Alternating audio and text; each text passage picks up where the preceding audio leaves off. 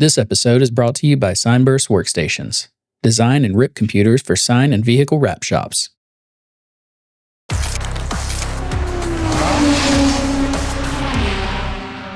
right, let's go. Sounds like you're pretty intentional with stuff, and you think ahead. And I would say for a lot of designers, they don't get a whole lot of social interaction. No, they're very not to be blunt, but like they're like awkward. Sure. They're very not like luckily I was like a sales first type of, and I learned that, you know. So and that's cool because I think that it shows a new side to the design thing. So I'm excited about that. Like I think that's cool, right? Like I think you'll be maybe a breath of fresh air in that space where it's like, oh, maybe all designers aren't weird, you know? Like maybe they can be just a normal person that happens to go this route as well. Yeah. So I'm excited. I think that's cool. But yeah, so that's like stuff like that. Like I said, there's no gotcha moment. I'm not trying to catch you in anything or anything like that. Yeah, no, I don't. It's more of like, anything to get. It's more of a respect thing, right? Like, you know. But and just keep this in mind. This is just more of like a formality. Like I'm doing this for I'll do it with everybody because like when Tony came on, like I'm sure I don't know over his career there could have been all kinds of stuff go sideways that he don't want to talk about. But anyway, he was an open book too, so that made it easy. Yeah. And it's much easier for me too because if I don't know. As soon as somebody says they don't want to talk about something aside from politics and religion, like that's pretty obvious. Like I get that. Where it's like I can't tell you, or like there's certain stuff where they just can't. Right, exactly. And that's another thing to keep in mind too. Like, so Josh is editing as we go, right? So he's going to be switching cameras and. How far away do I have to reach to? That's fine. Yeah, God. And then. Of course, you've seen the episode, so Josh can, if there's anything that we want to reference, pull it up. Yeah, hey, pull it up, Josh. So, like as far. I didn't bring in anything like Ray. I saw Ray brought stuff. I was like, gosh, I guess it's all on my socials, but I'd have to be like, pull out my Facebook and go way down and look at this shitty artwork. But that's cool. Yeah, we can do I guess that's the point is we can do that. Yeah. So, but yeah, so I think that's pretty much everything. Yeah, just remembering to be comfortable and relaxed, and then I talk to people all the time, so that's probably like the best place to start is that like in that space of like you're part of the community, right? So much so that like I told you earlier, Chase doesn't talk good about anybody. Yeah, you know what I mean. Not that he's like this negative person or anything like that, but like he's just not. He knows, like he's seen behind the curtain enough that he knows it's all a big show, right? So it's like even the people that they say are so good and talented, it's just like, like are they that good? So when he specifically brought your name up out of all the designers that he could have name dropped on, it was like, wait a second. Well, when you texted me and were like, "Hey, Chase mentioned you on the podcast," then I go and watch, and I was like, whoa, they're pulling up my Instagram. What? And I'm like watching. I'm like, oh, this is weird. I don't know how many people have ever done that, but I've never seen this happen. It was a cool experience for me, like I said, because Chase isn't that guy. So as soon as he said it, I'm like, wait a minute. This guy must really be a badass. Because Chase isn't going to put his name out there like that. Like he's not going to be like, oh, this guy's good. And then, because he knows we know enough about artwork to. Yeah, I'm better. Like I could look at somebody's stuff pretty quickly and be like, yeah, he bought some templates and he bought some, you know what I mean? Like school erasing graphics. Yeah, exactly. Like he hodgepodged some stuff together and he's good. He's a good organizer. But does that make him a great designer? I don't know. He can build with other people's artwork. Yeah, and that's cool. There I said, thousands of artists that do that. Yep, and I think there is a skill set there, right? Like to be able to be in a space like racing and be able to look over it as a whole and be like, okay, I can take these elements and I can replicate some of this stuff to put out, something that represents them well. I think that's cool. I don't see anything wrong with it. It's nothing inherently wrong with it. But the argument would be, are they a designer? You know what I mean? Yeah. Like that's where I think there's a difference between designer and artist. So, but you said it as we were walking in, like the doodle thing, right? Like the whole doodle thing where it's like, oh, you're using a mouse, right, and pointing and clicking. Like, I don't consider that an artist in my sense. Sure. I would just think of you as a designer. So do you consider yourself an artist?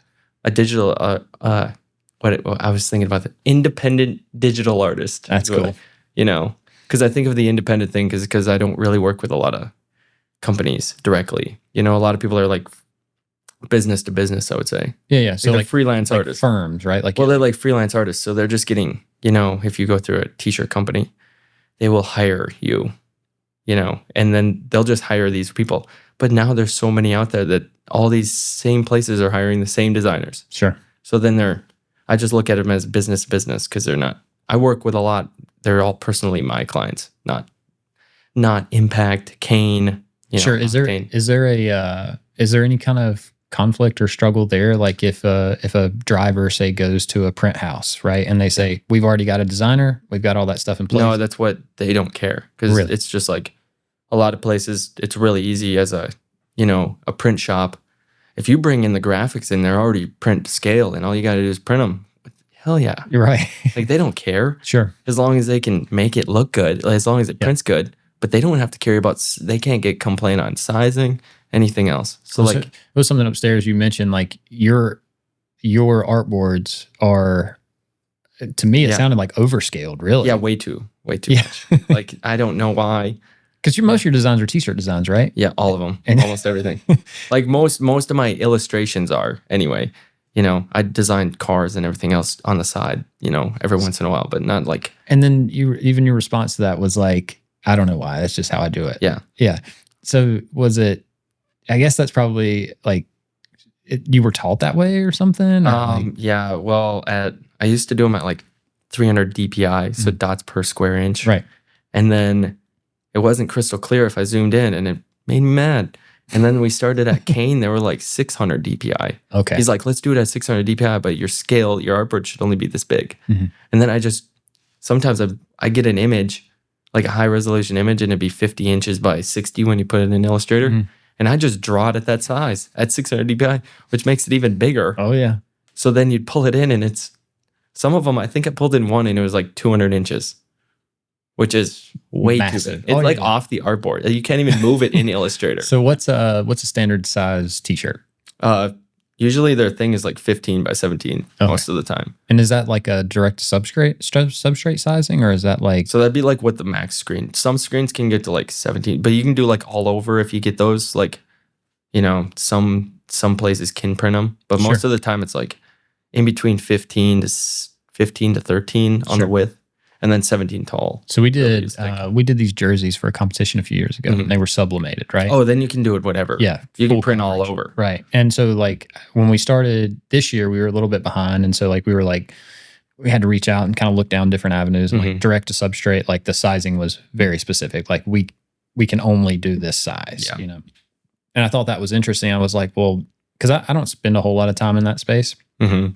There's crossover, obviously, like you've seen the crossover. with anything. Yeah. Right. But then like, it's like, oh, well, dang, that changes everything. Like so we had like this really cool design, and it was like, dang, you're going to shrink it down to this little. Oh, and then it gets even worse on the bigger sizes. right. right. So you got a 4-inch thing, and then on a 5X t-shirt, it's this big. Right. So that was interesting. And then, so we ended up going with a DCF. It was like a, DTF. yeah, like a press. Yeah. And it worked out really well. Like I was really, Yeah. They're coming along. But I still think screen print is the best, but sure. I mean, they're getting good Yeah. at doing everything. They just can't print neon and everything. So So do you have so screen printing is like are you designing that for? screen, anything you can, Okay. like my whole niche is like, I want to get the eraser in control Sure. of their artwork. Because if you go through, say you go and contact Kane Mhm. or Octane or Impact or whatever, and you're talking to them, and then you're like, hey, can you do them on this? And they're like, we don't do it. We don't do those. Hmm. Okay, well, can I get the artwork to actually do them? Sure. No, because you don't own them. You don't own the artwork. Sure. You bought the item. T-shirt. Yeah, so now you don't own it. So then say they print it bad, or you just don't get it in time, or they conflict. They're like, you need it by next week, but they can't get it done. Mm. And that's the only time you need it. Well, you have no option. No control, right? So like if you own the artwork where I have it, I could be like, okay, well, we'll find another place that can get it done. Sure. Not saying that that's a great thing, but you should be in control of everything. Sure. All your brand identity as a racer, you should be in control of. Sure. Because if you let another place, there's places creating logos for people, which you don't own that. So like there's this funny story about the lady from Nike. You ever heard this story? The lady that designed the check. Yeah. And she made like $10 or something, or $100 or something like that. Like she designed it, and it became like this. Now it's like one of the most iconic logos it's ever been, and like Nike paid $150 for it. It's just like Tiger. I was just seeing this. Tiger's TW was made by Nike.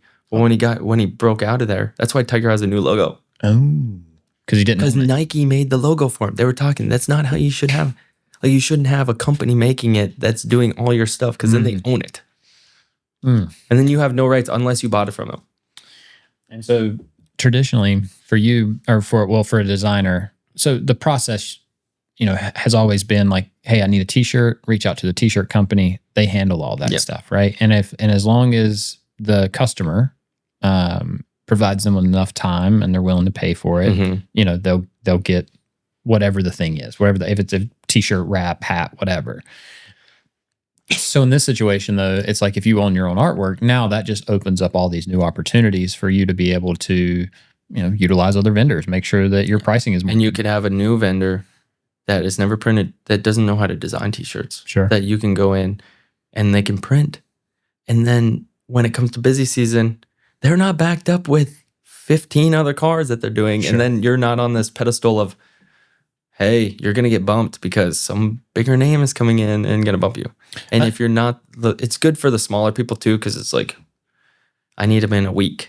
Right. And it's, you're not racing the Knoxville Nationals, Sure. but you're racing some other race in, Hicktown, whatever. Sure. And you need them done from this company that's doing all Knoxville National stuff. Good luck. Good luck getting it printed. So I want to get in the weeds of that. I think there's some really cool stuff in there that we could talk about, but so since we've been talking back and forth a little bit, there's a few things that you've hit on that's like, I want to know more about it, and I haven't asked. Like that's probably the hardest part is like being a host, right? Yeah, and then you're like, well, I'll save that. I'm like, just wait, I hold just on. want to say it right now. And it's just because like I want to make sure that like I like this being the first time that I hear it is it's more authentic. It's real. It's like we're all in this together. I don't know if that's how it gets perceived from the people that are listening. But it matters to me. So it's like it's a thing. So, but one of the topics that I've heard you say it, and sometimes it's even funny because sometimes I feel like the guest is baiting me a little bit. Like they'll drop these little nuggets, and I'll be like, oh, he knows I want to ask about that. Yeah. He knows. Yeah. He knows. He's just wanting me to ask him about that. Not that you did that, but so you're a racer. Yep. I used to be. Yeah, used to be. So what did you run? I ran an IMCA hobby stock when I was 14, started racing. And then I think I was 18 when I got into an IMCA stock car. But I was terrible. What do you mean? I was so bad. Oh. Like I was good enough. I was good enough to like run like top 5, whatever. But then I stopped caring, and then it got expensive. And then I'd wreck stuff. I just trash stuff all the time. So like my brother raced before. So I just got his hand-me-downs of everything. Yeah. That makes getting into racing. And then, I ended up like our sponsorship wasn't very good. I was mowing lawns to pay for it all. My dad had a mowing company that we just mow lawns, and then on the weekends we'd travel. So like commercial or residential? No, it's just like table cash. Yeah. Like you go up to this person who's paying you like $50 to mow their lawn. Sure. Like an old lady. We were doing, and because he was then in the wintertime, he'd like shovel their, driveways. Because the mailman in North Dakota, they won't deliver your mail if your sidewalk's not clean. But that's a whole full-time job. Sure. There in the winter. So then we'd have to clean their yards. It'd just be, people don't mow the lawns anymore. So they'd rather just pay somebody $50 for sure a week. I wish I could get my yard mowed for $50. Yeah, great. And we'd mow there. Yeah, yeah. So it'd be great. Yeah, so you guys stayed busy. Well, we worked like 4 hours a day for like 4 days a week, and it'd make us enough money to where on the weekends we would go and race. But racing was cheap-ish. Like I bought a hobby stock was $4,000 when we first bought it, and I think if you buy an IMCA hobby stock now, it's like $35 turnkey. Sure. Yeah. Different world. And we used to run like tires that were used. You'd run like a modified tire, so you just buy them off them. Right. But you got into racing, like you were a fan or you just... Yeah, way before. Yeah. Like my whole family was. They used to have like, I mean, we all used to watch NASCAR. Yeah. And then like every Saturday we'd go to the racetrack.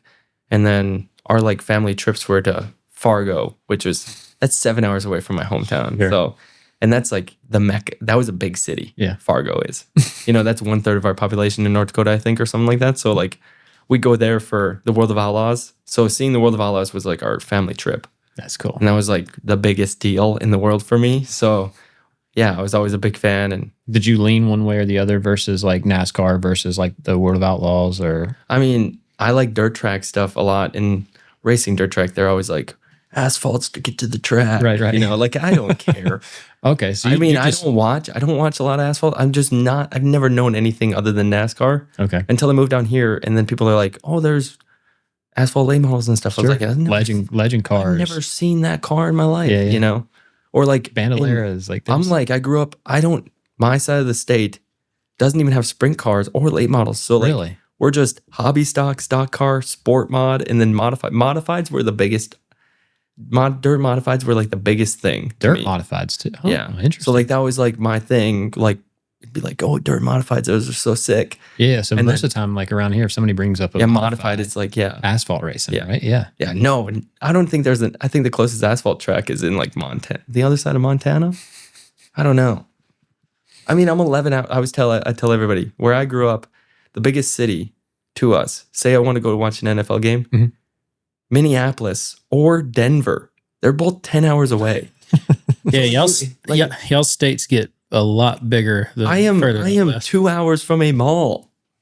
That's crazy. We had a 3M'er on. I was telling you about. He came in, and Josh pulled up the map of like the installers or whatever, right? And he's walking us through all the training stuff, and I'm looking, and like there's this massive gap right in the middle of the country where there's like it just seems like there's nothing, nobody. Right? Everybody's like, do people live there? Like, there's people that'll ask us, do you got power?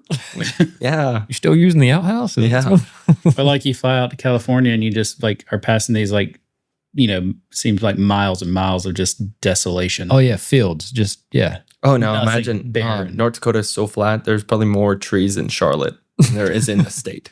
So I was telling you I went to Kansas for the certification. Nothing even close. Kansas is way nicer than North Dakota. Well, there's When it parts comes of to land, Kansas land. like it's flat though. Like it was a different experience for me because obviously like in North Carolina we've got the mountains, we got the beaches, like we've even like the foothills, like there's like terrain. You get out there and it's just like for miles. It's wild. It's I love people. They'll be like, "You guys get a lot of snow up there?" I'm like, yeah. I'm like, skiing? I'm like, there's no mountains in North Dakota. yeah, there's no hill. Like, What are we yeah, doing? I think they might have one place that you can go down sled, So so you're racing. Yeah. Right? So you're doing the racing thing, loving it, I'm sure. Yeah, it was fun. Come to terms with like, okay, maybe driving's not it. Oh, I knew that way early. Yeah. So did you have like aspirations of being like, mechanic or like no, I think my brother wanted to be a mechanic. But like growing up when I was little, I used to draw on everything. So like I was drawing race cars way early. Sure. Like I think 5 years old, just whatever I could doodle on. Doodling. Yeah, doodling. Yeah. So then I was just drawing them, and like in art class, I just wouldn't do any of the projects. Like in our school is so small Sure. that like our art teacher really didn't care, Like I remember in high school, like I was in the art class, and she just didn't, like everybody else would be drawing an apple with charcoal, and I'd be drawing a race car. Sure. And she'd just be like, he can do this. And I was like, okay, cool. There's 5 people in the class, Really? That small? I mean, yeah, K through 12, there was like 200 kids. I graduated with 18. That was the biggest in the high school. So what's the big occupation in North Dakota? Oil field. Oh, okay, oil. So like we call it town. It's Williston, which is 35 minutes away from my hometown. Okay. And that's like in the Bakken formation. So like that's all oil. Everybody's in the oil field usually, or oil is just the biggest market.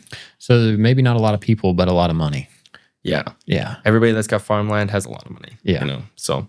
And so is it more about the farm, the produce, or it's all oil? Well, you can make both. Okay. So if you have mineral rights, you're just getting constant paychecks from them.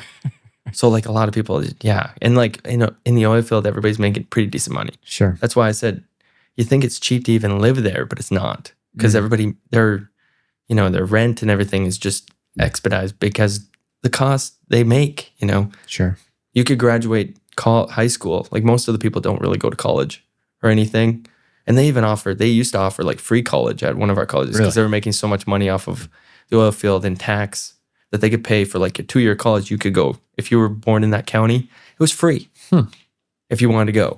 So like people would go, but if you get into the oil field and you work long enough, you're making really good money. So farming, oil field really wasn't your thing. You were like, No, not at all. I was not a farmer. I don't hunt. I don't fish, anything. Everybody's like, you hunt and fish? No, I don't do it. I'm like the worst North Dakotan, you know, when it comes to like doing any of that stuff. Right. And my dad works in the oil field and my brother, he's a Frito driver. So he's a delivery driver, but up there it's big. So any type of resource is kind of, or most people are trade Sure. up there. And I really want to start a wrap company. But then I learned early on that when I started working for one, don't want to do that. You know? So you had a little experience in a wrap shop then? Yeah. I mean, right out of college. In college, I was already designing wraps Okay. for like local people in, you know, the western side of the state that knew me. So I was making extra cash when I was in college. They knew you from racing? Yeah. Okay. I raced with them. So Got it. they were all going through me. And I was only going to college because I really didn't want to grow up. Right. And I needed to get out. Sure. Like I thought getting a graphic design degree would make me stand out, which doesn't really matter. In North Dakota. It doesn't matter. I don't think it really matters anywhere really? Now. Because Interesting. I think the whole thing is if you don't get a marketing degree with a graphic design major, you're not really going to be setting yourself apart. Ooh, that's a good take. So I tell everybody, I meet people that are getting graphic design degrees, and I'm like, you know, you get the basics at college. Sure. You know, luckily mine was like a graphic design technology, so I had to take a business class. I had to take a business approach to it, and then they forced me to take a visual arts minor, so I had to learn how to draw really good. You know, but the business start was like the biggest thing for like even what I'm doing now. Well, I say it all the time about drivers, right? Like it's not enough to be a driver anymore. Yeah, you can't just be the best driver. You got to be marketable. Yeah. And having some experience, like understanding the car a little bit doesn't hurt. You know what I mean? Understanding business, like, because every one of these drivers have their own business. They're their own, we talked about it earlier. Like you could easily sign away your rights. Yep. You know what I mean? And a lot of people, they don't even know what that is. Like they're selling their names, right? Like we were talking about that a little bit about how like, if they don't know any better, they're just like, oh, like, yeah, whatever. I'm about to sign a deal with Hendrick Motorsports. And I make 10% of what my sales are. Yeah. Like, oh God. Yeah. And on the front end, you think, well, man, that's great. I don't have to do anything. You guys are going to pay me a cash. Yeah. You know? I just sign the contract. And then 5 years down the road, you realize they're making, you know, $1 million a year off of you and you're getting paid $10,000. It's like, and you might be blind and never even know that. Right. You're not even caring. You have other stuff going on. So I think having some of that, you know, is almost kind of mandatory, or you're not going to make it. They'll chew you up, spit you out. Yeah. You know? So how do you end up graphic designer in North Dakota?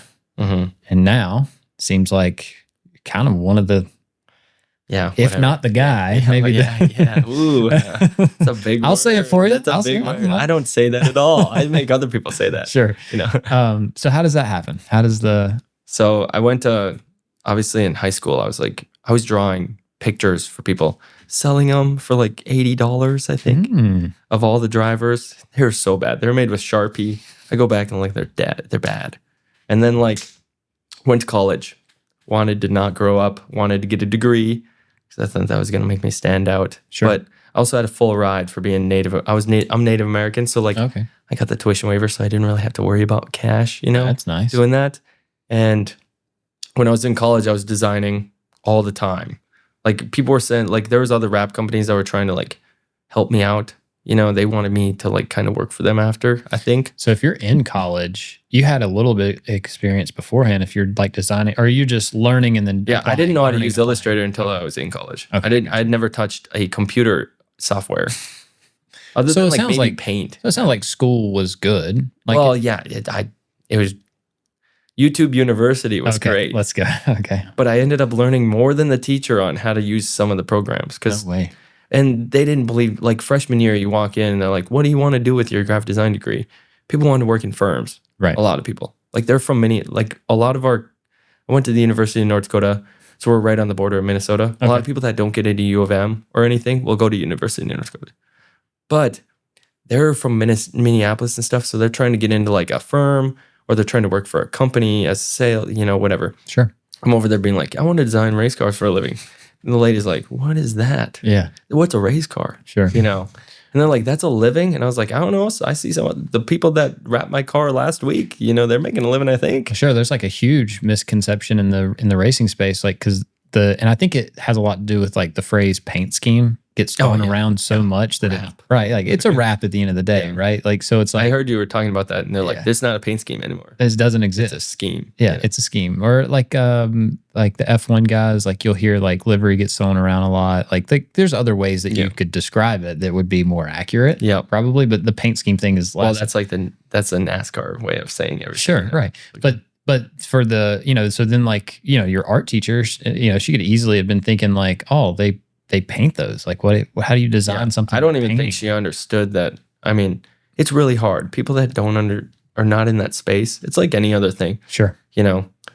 That's a whole job. Yeah. Like, I'm like, okay. And they're like, I'm trying to show them. They're like, oh, that's just a bunch of stickers, It's like, yeah, people pay for this, I guess. Yeah. And these people are making, the guy that I knew, he was wrapping all over. Yeah. I mean, at the time I thought it was expensive to wrap a car. I think his was like $850 and I think it was $100 for him to install it on my stock car, which is insane. Yeah. Even like the painters, like they're still stickers. They put decals on like stencils and stuff like that, like. So it goes hand in hand. I mean, like but it's for whatever reason in the wrap space, we're always kind of been like the low man on the totem pole kind of thing. You know what I mean? Especially the installers. Even, and I say that, designers too. Designers get taken advantage of all the time in our space, right? Because it's so hard to charge for that. Oh, it's so hard to, anything design-wise. People don't want to, unless you know what you're doing to market or do anything. People will just be like, why would I do that? And now ChatGPT or anything. Sure. They'd be like, they can hire somebody to do it for $5 to make their logo. Sure. So how does that, and I'm going to bounce around here. It's just kind of the way it goes here. But so do you think by separating yourself from the firms, from like the people that are actually producing that, do you think that helps? Or like, what's your strategy there to be able to? I didn't really know what I had a strategy in college. I was just doing stuff. Even now though, like. Oh, yeah. I think being a niche is the biggest thing. Really? I think in what I believe is that, you could be a jack. People always say they're like, I'm a jack of all trades. Sure. And I know a lot of people that are jack of all trades. Sure. But they're not the best at one. Sure. And I think might be good to do that. Yeah. But I'm under the strategy of being like, I'll be really, really good at one. And hopefully the other stuff helps pull it in. Sure. Yeah. Because I think that whole quote is, I'm a jack of all trades, but a master of none. Right. Yeah. So it's like, oh, well, you're just average. Right. Like, well, you're above average, I guess, when it comes to that. But in my world, it's like being the master of one. How do you get what customers do you want? Do you want to be a broad range or do you want to be a specific? So I was trying to decide. I mean, I really am. I'm honing down on specific almost. Sure. Which people would say it's bad, but at the same time, I'm like, it's working, I guess. Right. Yeah. So once you graduated, you had already had, you got designs under your belt. You're dialed. You're I almost went a different route though. I almost got our mascot changed in college. Uh-huh. And so when we were there, we were the University of North Dakota Fighting Sioux. Okay. That got taken away. Whatever. We went to the University of North Dakota, nothing, for 2 years. And then we voted on it to be the Fighting Hawks. Okay. Well, when I was in college, our campus tried to make a design firm, like our art department tried to. And I made this logo just junior year, on the couch with my friends around. And I was like, oh yeah, whatever. And it's not even that good of a logo. But I posted it online. People loved it. Blew up because I was a North Dakota artist. Sure. I was a North Dakota artist and pages ran with it, and it ended up getting back to the president, which the president hired a firm to do it. Well, he was not happy. So then I trademarked it because they were getting mad at me. They were like trying to sue me for, I'm like going against our logo. And I was at school. Our firm was the firm obviously was creating this logo. It's like a whole crazy thing where like President Kennedy, I'm walking across stage.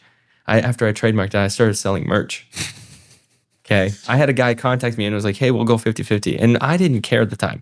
I was just trying to pay for beer money. Right. And like me and my buddy, we would go out and he would get us free drinks all the time by walking up to people and be like, dude, nice hat. The guy'd be like, yeah, dude, kid at UND made this. He's like, yeah, that's him. And they'd be like, oh, dude, let's get free shots. And like, I'd be like, yeah. So I would be selling. I don't even think I was making money. This guy that was selling it, I'm pretty sure he was making off with all, whatever. I don't know what was happening. But I made extra cash to where I was doing fine in college. I didn't care. So you were considering that as a... Yeah, well, then one of my friends was like, man, maybe you should go into like sports logo design. Because, looking at my thing, like racing, you don't know how much money you're going to make. Sure. Or like if it's going to be a living or if it's even like an occupation, designing race car wraps for a living. Because that's really what I thought I was going to do. Right.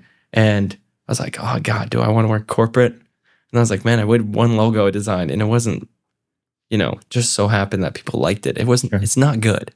To me, I don't even, people want me to make new merch with it. And I'm like, I need to redesign the logo. Can we find it? Can we see it? Yeah, it's on there. Like if you look up Fighting Hawks logo, it might come up with my Behance, like Blaine Durward. So Behance. they didn't use it, right? No, they didn't. Okay. They went against it. So when I walked across stage, I had it on. I like had it under. Come on. I have a thing where I'm like this to the camera. I'm like, because they were just against it. I almost got into Shields, which is Shields is like Dick's Sporting Goods up in the Midwest. No way. So they were gonna try. They were gonna put us on like North Dakota, whatever. Because North Dakota has a program where it's like Dots Pretzels was on. Yeah, that's my logo.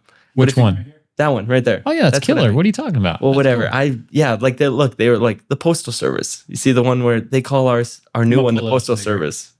Where they're like comparing. The new one. The new one's the one on the left. The one that's actually okay. So it's like it looks like the Postal Service logo. That's what they say. Okay, I think it's a good logo. It's cool. Yeah. But it's not like they're like that's not a hawk. It looks like they were just North Dakota people are so anti. Oh, my bad. You're good. They're so anti. Like if it could be made by a North Dakota person, they're like all for it. It should be. I have a whole Behance thing of like the whole PDF. I think you can find it if you go to Behance. And then just type in my name. I think it's still up there. And then it can show. What is Behance? I don't even know. Behance is like, it used to be like on the social media, like where people would post their artwork for social media. No, I've never heard of it. It was kind of like before Instagram became like their portfolio. Mm-hmm. Behance is like just a portfolio page. Really? I've never heard of it. That sounds cool. Yeah. Like there's people on there that posted like all their NASCAR wraps and everything that they've done. Yeah. That's cool. So. Never heard of that. That's cool. That's what was. Anyway, sorry. But when I was doing that, they were going to, like North Dakota, they have like a North Dakota Pride thing. That's kind of what Dots Pretzels was under. Okay. So they're made in rugby and they were under North Dakota Pride until they got bought out. Now they're corporate. Sure. Whatever. I think they're owned by one of the bigger distributors. I'm sure. But they were like going to try to put us in a store in Grand Forks, which is where UND is. And they were like going to take it out. What the crap? Oh, gosh. And then they were like, we had to halt it because UND like stopped it from being in there. So that kind of crashed the whole thing. And then I just stopped caring. I was like, sure. If we're going to get this, I was only doing it for fun. And when it came to like running a business, I'm like, I'm going to college. Right. I'm like not thinking about this. I'm like trying to have fun. Right. Every weekend I was like trying to have fun. UND hockey was doing really good. And we were just like, what? We're going to have fun. Right. So I have like a whole, I think it should go all the way down. I don't know if you can zoom in on it, but. Yeah. I mean, just But I like had it. So it's got the state in the beak. That was a whole thing that everybody said it was so great. Oh, okay. And then the stars where Grand Forks is, where this college is. So, but it ties. The only reason that it ties back is because people like the Fighting Sioux logo so much that they were like, we love it. And I was, I'm not a fan of it anymore. I need to rework it if I'm going to do it. The font is bad and everything, and the stuff that I know. But you were a college kid, you know what I mean? Like, I thought I was on top of the world. Yeah, I was getting news sources calling me, and I was at the time I was distributing. When it blew up, it was in the summer, and I was distributing beer for Miller Coors. And I'm up in northern North Dakota, in between here and Canada, well, like 5 miles from the Canadian border. I couldn't even get service. They were calling me. They're like, "Hey, can we do a report on you?" I was like, sure. And I'm in this truck with this other guy driving to the next beer, like thing. And I'm like, yeah, they're asking me questions. And I'm like, yeah, I go there. President Kennedy has no, or whatever, Kelly, I think, whatever it was, has no comment. I'm like, sure. I just don't want to get in trouble. I want to be able to graduate. I'm going into my senior year. I want to be able to graduate. So that's why I trademarked it. I trademarked it as bird with feathers. Mm. So then it had no correlation. Sure. That's crazy. And that was just so like, I don't know. I never wanted to have anything happen. But after I heard that they were trying to like, I don't know if he was actually angry, Sure. but it just made a conflict to where I was going to college there and I was like going against it, which was whatever. So then after I graduated, I kind of ended the whole thing. So it was like this conflict thing where you were doing something that you were kind of passionate about and it was kind of cool. Yeah, it was just for fun. And then Right. it was for fun. I showed my friends. I remember sitting on the couch showing them and they're like, that's cool. But you seem that it gained traction too. Yeah, and then that helped me on something. I was almost kind of angry because it elevated something that I wasn't even like. I wanted people to know me for my other stuff in racing. Right. And that one was a big thing. So people still know, like if I go to a Grand Forks, like if I go to a hockey game, there's still people that still have some stuff. Like swag. Like Yeah, and I'm like, why? I graduated in 2017, you know. But I mean, I would think that shows you that you could have a real impact. Like, I mean, yeah, but then I'm like, come on, man.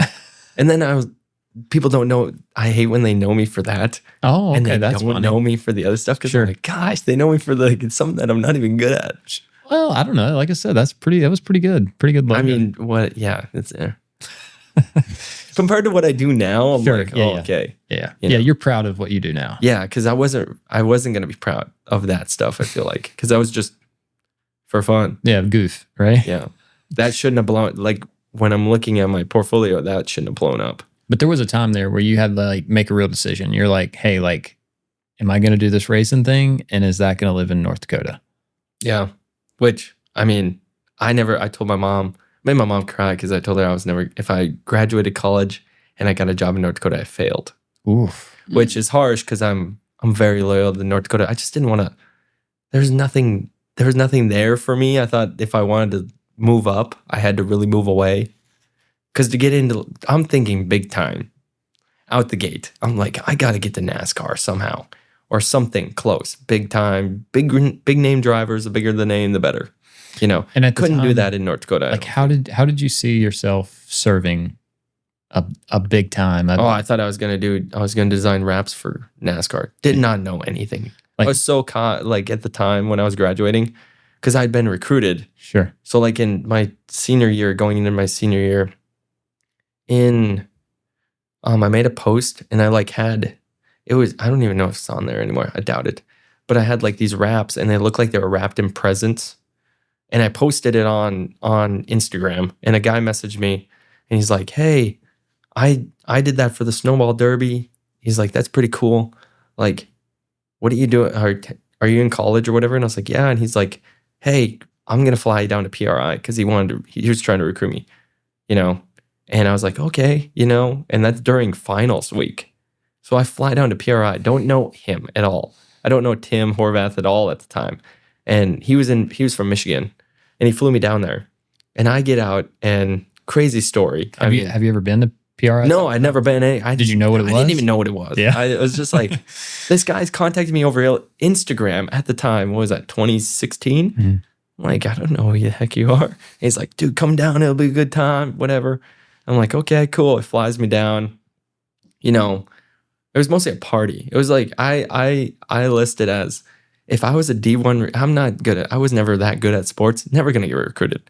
But if I was going to get recruited to one of these big D1 schools and you were like a primetime and they wanted to put on a show when you're there, that's what it felt like. Really? Yeah, it was fun. I was having a hell of a time. I bet you felt like you were on cloud he was showing me all these people that he knew, which was like, you know, I met Mark Martin and everybody, and I'm like starstruck. Yeah.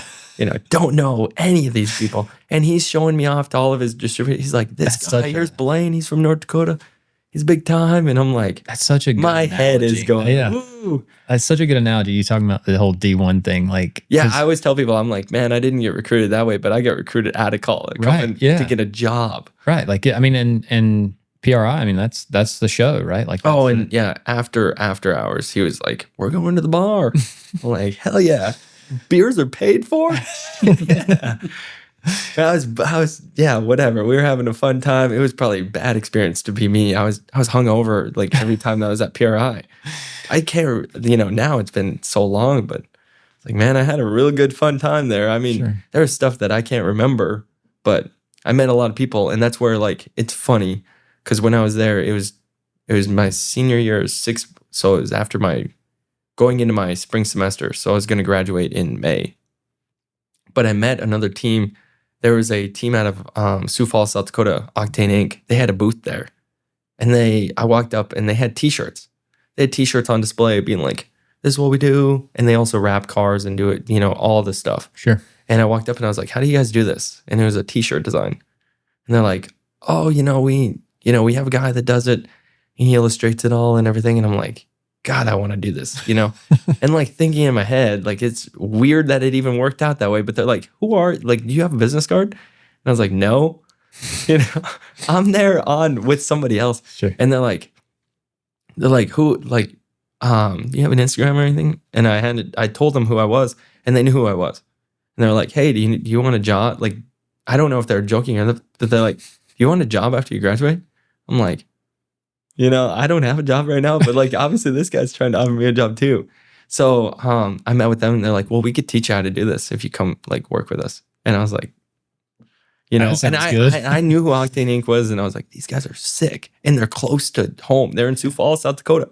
So they're kind of close to my, they're not in North Dakota, Yeah, right. So it's a step, right? Yeah. So then when I went back to college, they were just recruiting me. Both of them were like, hey, come work for me. Sure. And I ended up picking Horvath. So I ended up picking and I was moving to Michigan after graduation. Well, I moved there, had a hell of a time working. And they're all asphalt out there, Kalamazoo. And, I'm waving. The first week I was there, Tim knows so many people. I was waving the flag, or the checkered flag for the modifieds. I was waving the checkered flag. I announced a race there at Berlin. I've announced a race at Berlin Speedway for a 4-cylinder race. I didn't know any of the guys' names. They handed us a pamphlet and said, read them off. I've never done any of that. Just some kid from North Dakota that's just... The way my whole thing was, hold my beer, Timmy, we're going green. That was my whole thing. I said that. I was drunk. Yeah. I was like, living the life. Like Tim, he's so fun. But I was having so much fun. Just wasn't do it. Like I didn't know what I was doing. And he wanted me to kind of just start my own business right down there. I was right out of college. I'm not going to cut my throat. I'm in Michigan. Right. No one knew me there. I was sending stuff back to North Dakota. Wasn't making any money. And then we kind of came to agreements that we were like butting heads. And then he like canned me because I was living with him. Gotcha. So I moved down there to live with him mostly. And I'm telling my mom, I'm like, yeah, I got a job out of college. I'm moving across the country. Well, that's what I was just thinking about. Like even like the...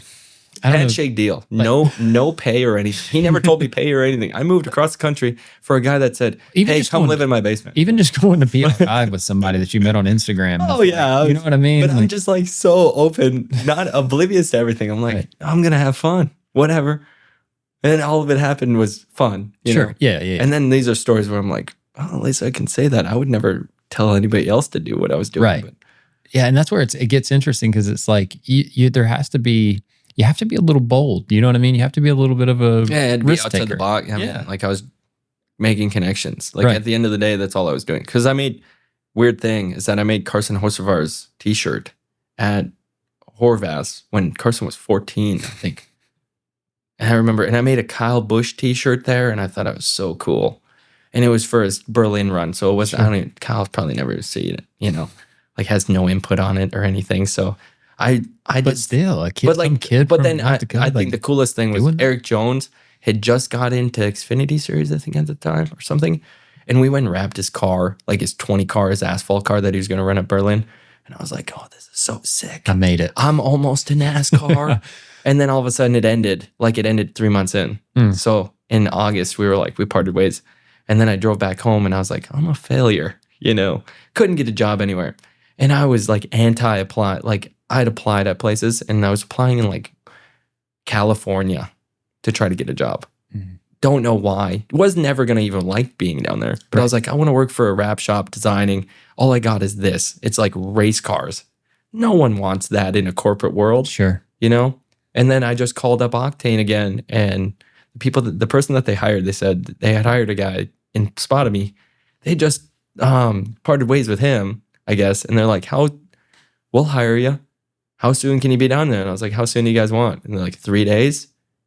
And I moved, from where I live in North Dakota, Sioux Falls was 11 hours away, 10 hours away.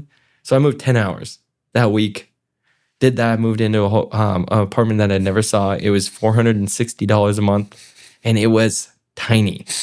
And it was in the ghetto. Sure. You know. And I told my boss where I was living. They're like, "Whoa, you shouldn't have moved there. You should have asked." And I said, "I didn't have time." Yeah. You know. And probably the money, right? Like, I was moving down. I moved 11 hours for 10 hours. I was making fun of it when I saw him on last month. I was like, I moved 10 hours for $15 an hour, and I thought I was living. Yeah. And now I'm like, $15 an hour. You can't do anything for $15. Sure. But you were living, really. I mean, I thought I was living everybody says you're living the dream. Like you were doing it. You know what I mean? You know how many people sit around again, there's some young kid in Iowa that's like thinking about it, wishing it. You know what I mean? Same thing, drawing on a napkin, you know, in art class and getting in trouble for drawing race cars. And he's thinking about like, damn, I want that to be me. And like, you know, again, like I would never suggest, you know, moving in with somebody from a Instagram message. I mean, I was doing it all. But right, yeah. I was moving across the country. I was moving to Sioux Falls, hoping that $15 an hour was going to work out. I don't even know if it was going to pay for my bills, you know. Didn't care. I don't have a car payment, luckily, and everything else. So I was, you know, moved down there. Don't know anything about how to, in college, they never taught you how to use a machine or anything. And I'm pretty sure that I know Octane. I'm pretty sure. They wrap a lot of sleds. Yeah. They're the official dealer for Articat.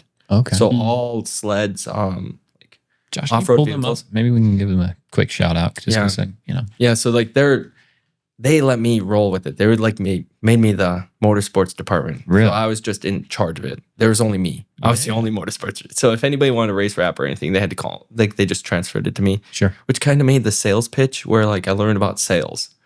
Is that it's not all about like you can do whatever you want, you know. Like they have it to where like even on the moto, like if you go to the sled stuff, you can just change through the colors and everything all on there, designed on pre-date. Like their stuff is kind of advanced for a lot of stuff.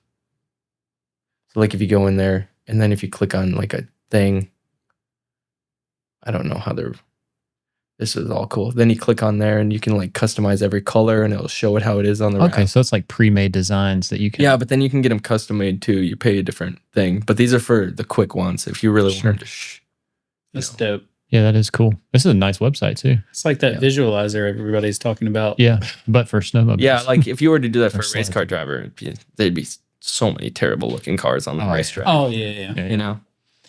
I mean, it's, you know, I guess like Ray, what Ray's doing is probably the closest thing to this, right? Yeah, but, plug and play, essentially. And I think, like Ray said, people just don't use them how they're sent. Right. They never like, there are some textures in there that I'd love to use, and I just, like, I love Ray and everybody, don't want to use anything School of Racing Graphics because I don't want somebody to call me out and be like, you're using the School of Racing Graphics number. Right. It's like, oh, okay. I didn't custom make it myself. Okay, cool. Right. Yeah. And that's a good topic too, because it's like, where is the line? You know what I mean? Like where? Yeah, you have to change it up a little bit, I guess. Yeah. Yeah. But I mean, is that? Yeah.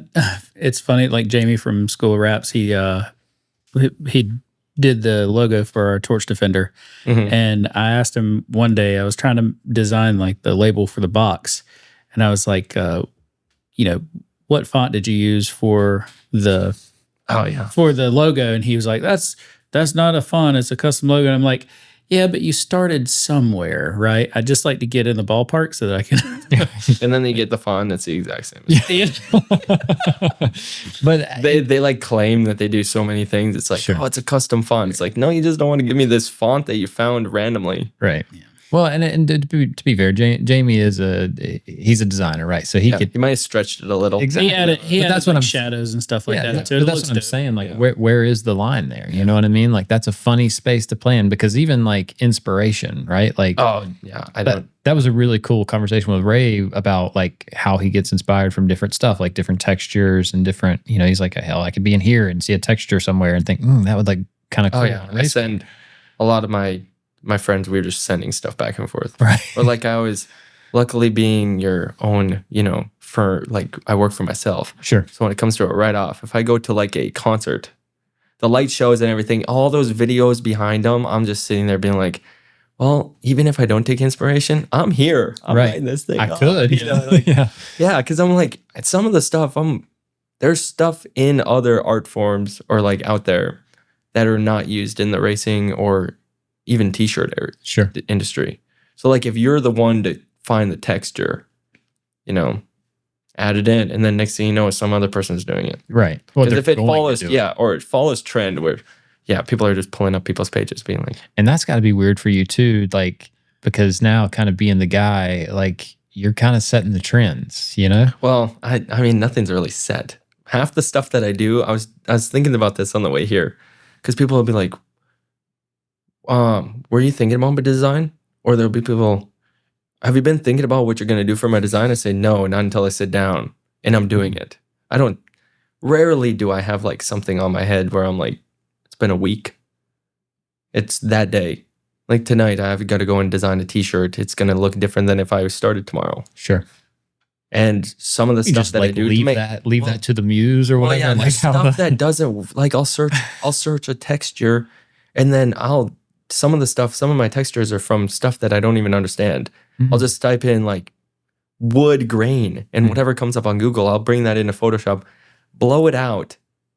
Well, that texture is 1 in a million that I get the blowout to be exactly how it is. I just grab the thing, convert it, make it into a brush somehow, and people are like, well, what texture is that? I don't even know what photo that was that I grabbed. I can't remember. Sure. I don't know any of the fonts. People ask me, what font did you use on this? I go, I don't know, man. I don't look at the font names. I just use them. They're on my computer. I download a lot. Whenever when I see a cool, and then when I'm going through the thing, it's like a roulette wheel. It pulls down and you're just scrolling until you look and you're like, I think I can make this one work. Do you think that level of randomness keeps it fresh and new? Yeah, because nothing's going to be, then I feel like I'm not going to, probably people will say that all my designs will look similar, but they're all just randomized. Right. Well, I would, every artist is going to have a certain, I couldn't make it again. They're like a certain style. You know what I mean? Like there's going to be underlining things that you can expect to see from, I would say from your designs, right? But that doesn't mean that, obviously every design's not the same. It's going to be different. But it's interesting because you can't really, it's hard to, I could see people saying that that's a hard to duplicate, right? Because for simple stuff, my stuff can be duplicated, but like some of the stuff with my textures, I couldn't replicate it myself. Sure. Because I'm telling you, I could have took a photo of, this wall, and if you blow it out, there's going to be like random lines that it makes. And then I grabbed that one random line and put it somehow in the background, and, like something like that. Yeah, like all those are just random shapes that are coming out of whatever, If you go to like one where it's like one colored, keep going up. Right, like that Kant one. The red one right there. This one? Yeah. Like that's all those textures are made from some type of, it could have been an industrial door. And I blew it out, and then it came up with that weird, cool looking texture, and then I'm using it and cutting it and piecing it together. Yeah, and then I'm drawing over the top of it. And Chase he touched on something, especially like with sprint cars or midgets and stuff like that, like incorporating like, say like his name, right? And then the number, like that'll have an effect on what the outside design looks like. Like, cause you're take the names or the numbers or logos a lot of times and you're building around that. So you have like this completely random thing that. Well, yeah, you first lay out like your car. Sure. How you want your car positioned and your name. And then you put your number in there. I think the number is so key. And then maybe you want sponsors. I don't want to put too many. But in there, like you see the SCRs in there, but it's hidden. Right. I like them hidden. Sure. To where, and they're one color. Like I don't mind just having, I really like the one color because then it goes good on like a lot of colors. Like different color shirts. Yeah, but I hate when they're like, I need 9 neons in there. Right. Like even at the bottom down there, it looks like there's maybe something running. Yeah, there's there's SC9 in there. And then I hide my Durward in there as if you can't see it. It's going right beside the car. Oh, yeah. I see. But then I don't know that I would. And then I try to make them dynamic where they have depth with the graphic going over the car. And then, To think that you're gonna replicate whatever was going on in your head. Yeah, I don't. There's nothing going on. Like sure. Everybody thinks they're like, man, your brain must be running wild. And I'm like, It's just reaction. I don't action and even reaction. realize what's going. Like by the time I get done, I'm like, man, that kind of looks good. That'll go. So I generally try to steer away from this type thing, but I just for this, I made a joke about it a second, but like, is that like a spiritual thing for you at all? No. And it's not good or bad. I'm just curious because I've heard a lot of people say that like they just let the thing come to them and then it comes, it comes out. Whatever looks good. Yeah. Right? Whatever looks good to my eye. And sometimes but that's going to be always, every time you do it, it's always going to be different. Yeah, it's just randomized. And that's it. How, like what I'm saying, like, yeah, because everything that I'm using with those textures and stuff, it's all randomized. Sure. But I'm making that randomized thing look better by my eyes. And when it comes to a complete thing where I'm like, this will be good. And then hopefully the client likes it. Usually they do. And if they don't, sometimes I have to tell them, I'm not afraid to tell them, your change is going to make this look worse. And I tell them all the time. So this is funny because when we started this, I asked, do you call yourself an artist? And then there was another title there that you called it digital or independent digital artist, right? Yeah. Because I don't draw. I feel like an artist. I'm not making. I guess I kind of am making physical pieces, but they're making multiple copies. Sure. But it's interesting because like that's like what you just said is like the most artist thing I've ever heard in my entire life. You know what I mean? Yeah. I mean, it's just random. That's people have so much structure, and mine just don't. Because when it comes to like my art, right? It's so there's so many things that are randomized that I guess is put into a structured thing to make it look good. Well, yeah, I mean, like, because you have like tolerances, like you work inside of a box. There's certain elements that you're gonna. I mean, just listening to you just kind of run through those. There's certain elements you're gonna have, right? So but you can break the rules with a little bit of stuff too. It's like, see what I'm saying? People say that you can't have, you shouldn't do this or you shouldn't do that. Like a lot of the guys that design raps, they're like, you can't use those two colors by themselves. I'm like, I don't know. This person wants them, and I guess it looks kind of cool, Run it. Let's do it. And then no matter what, somebody's out there going to approve of everything. So you're at Octane. Mm-hmm. You're running the motorsports division. Yeah, I did that for 3 years. And I think it was like year 2. The guy that actually used to do their t-shirts, he like made a Facebook class. It was 8 hours long. No, 16 hours. 16 hours long. It was 2 8-hour parts. And it was just it was a live stream of him showing how he made a dirt modified from a image into a full t-shirt. And like he went through the steps. I watched it twice. They gave it, Octane was like all behind it. They bought me. Did you pay for it? Did you have to? No, they paid for it. Yeah, they were trying. Yeah, it was like $250. Best $250 probably ever spent for them. Was it? Was it good? Yeah, I mean, it was basic. I mean, for him, like the way that I look at it, I would never suggest anybody do it that way now for my sake. Okay. But for people that are basic and like doing it that way, it works well. There's so many people that have learned how to do it from there. Interesting. And a lot of people just don't. They took it with, I think it's kind of like how Ray was talking, like if you teach a class, the person that teaches you, you're just going to do it exactly how they did it. Sure.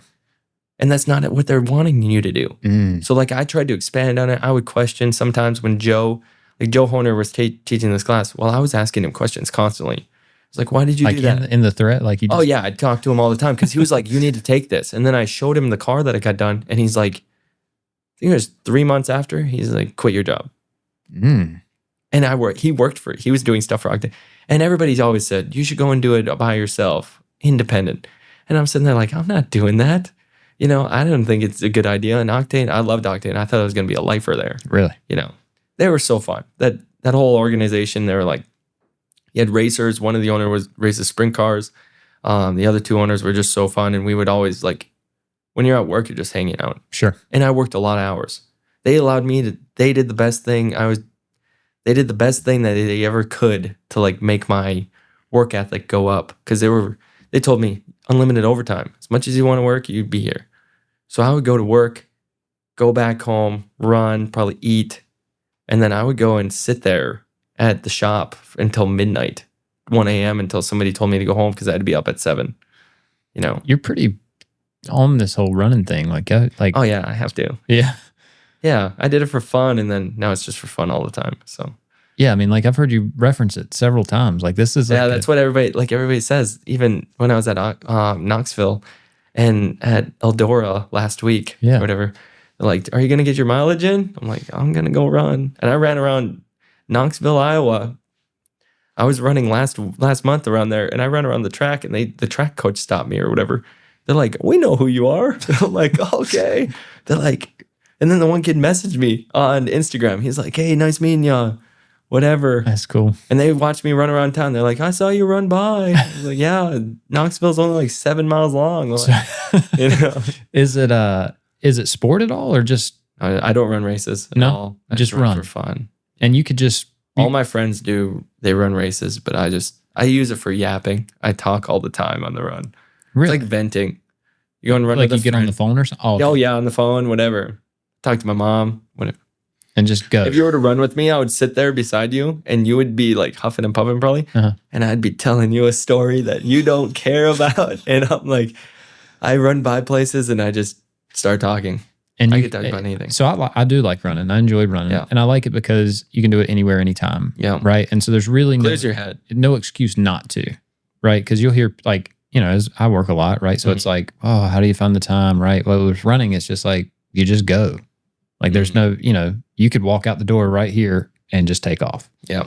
And there's something about that too, like being out in the world that is like, there's something to it. I don't know. Yeah, if you got 30 minutes, you should be able to run. Like you can go and get done with a workout that actually helps your body. Sure. Yeah. And you feel better. But I also started running because I sit at a desk all day. Sure. I think I counted. I'm up to like 300 steps a day working. And then I have to run, because I don't know. I don't know what we're getting at. 15,000 after in an hour and a half. Right. Yeah. I think it's like 10,000 steps or something like that. I always tell people, getting to 10,000 steps as a person, it's hard. As a designer, For most people's occupations, you do not work 10,000. And I run 4 miles on some of the days. That's not 10,000 steps. You'd think it would be, but it's not. Yeah, I never thought about it. I don't know. And I don't go on walks or anything because now I'm like, why would I walk? I just run. I run there. That's so fun. I've ran more miles this year than I've driven my car. So, whoa. Yeah. Which is hard coming from North Dakota because we drove everywhere. Sure. Well, you're in Charlotte now, right? Yeah. And so most all your stuff, I mean. All close. Yeah. So but it used to be like 3-4 miles, but I just run there. Or somebody pick me up or something. They'd be like, hey. I'd run one way and they'd drop me off on the way back. Yeah. I can't remember. You said something about it earlier, and there was like, you've got like a daily, weekly goal of like. Yeah, like 64 is what I'm trying to do. Consistently. Yeah. My whole goal was to run the year, 2025. What do you mean? Like every day? 2,025 miles. Oh. Because I ran the year last year and it took whatever. And I didn't want to make myself too competitive. So 2,000. So your goal this year is to run 2,025 miles. Did that in beginning of Got it. Yeah. Yeah. And I did that July. July I did that. So you just keep running for the Yeah, now I'm trying to do, I don't know, people are trying to tell me to do 3,100. Sure. Because I'm turning 31 this year.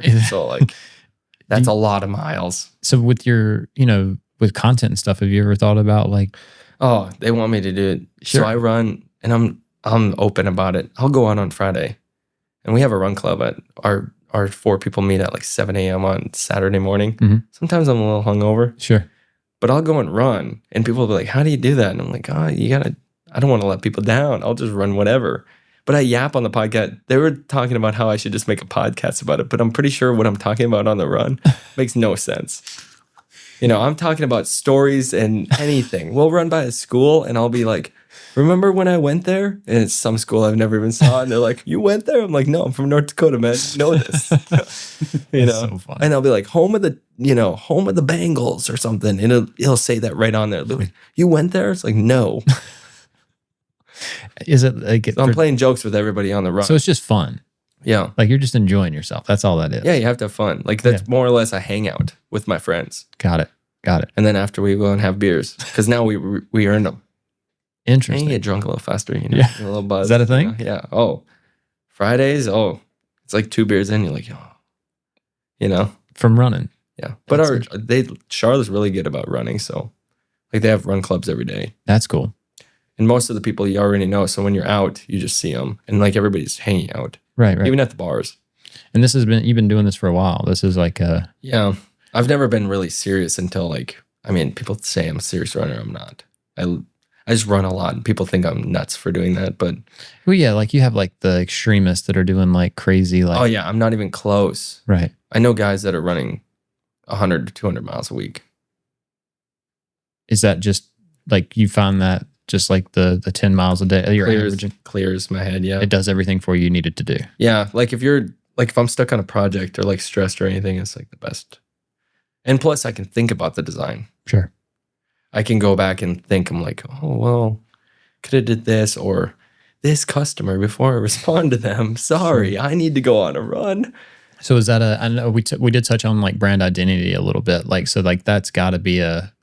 Yeah, a lot of people know me for that. And it's really running, which is weird. Like when I was at Knoxville, because obviously I do a lot of sprint car designs for people. Mhm. They'll just be like, did you run today? At the thing. I'm like, yeah, I ran today. Like, you're nuts. I'm like, I guess. Yeah. Ran yesterday. Yeah. Probably going to run tomorrow. Yeah. It's interesting. I think it's cool though. I think, Very different thing. yeah.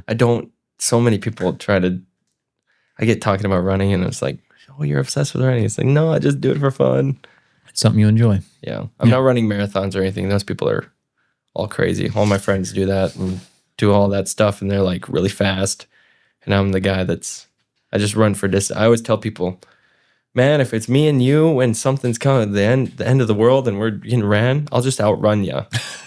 We're running for 50 miles. I might not beat you in the first 20, but eventually I'll just keep passing you, They say, what's the thing like about the bear, right? Like you just. Oh yeah, you just got to outrun. Yeah. Like, mine would be like, I'm going to tire the bear out. He's going to have to run like 100 miles to catch me.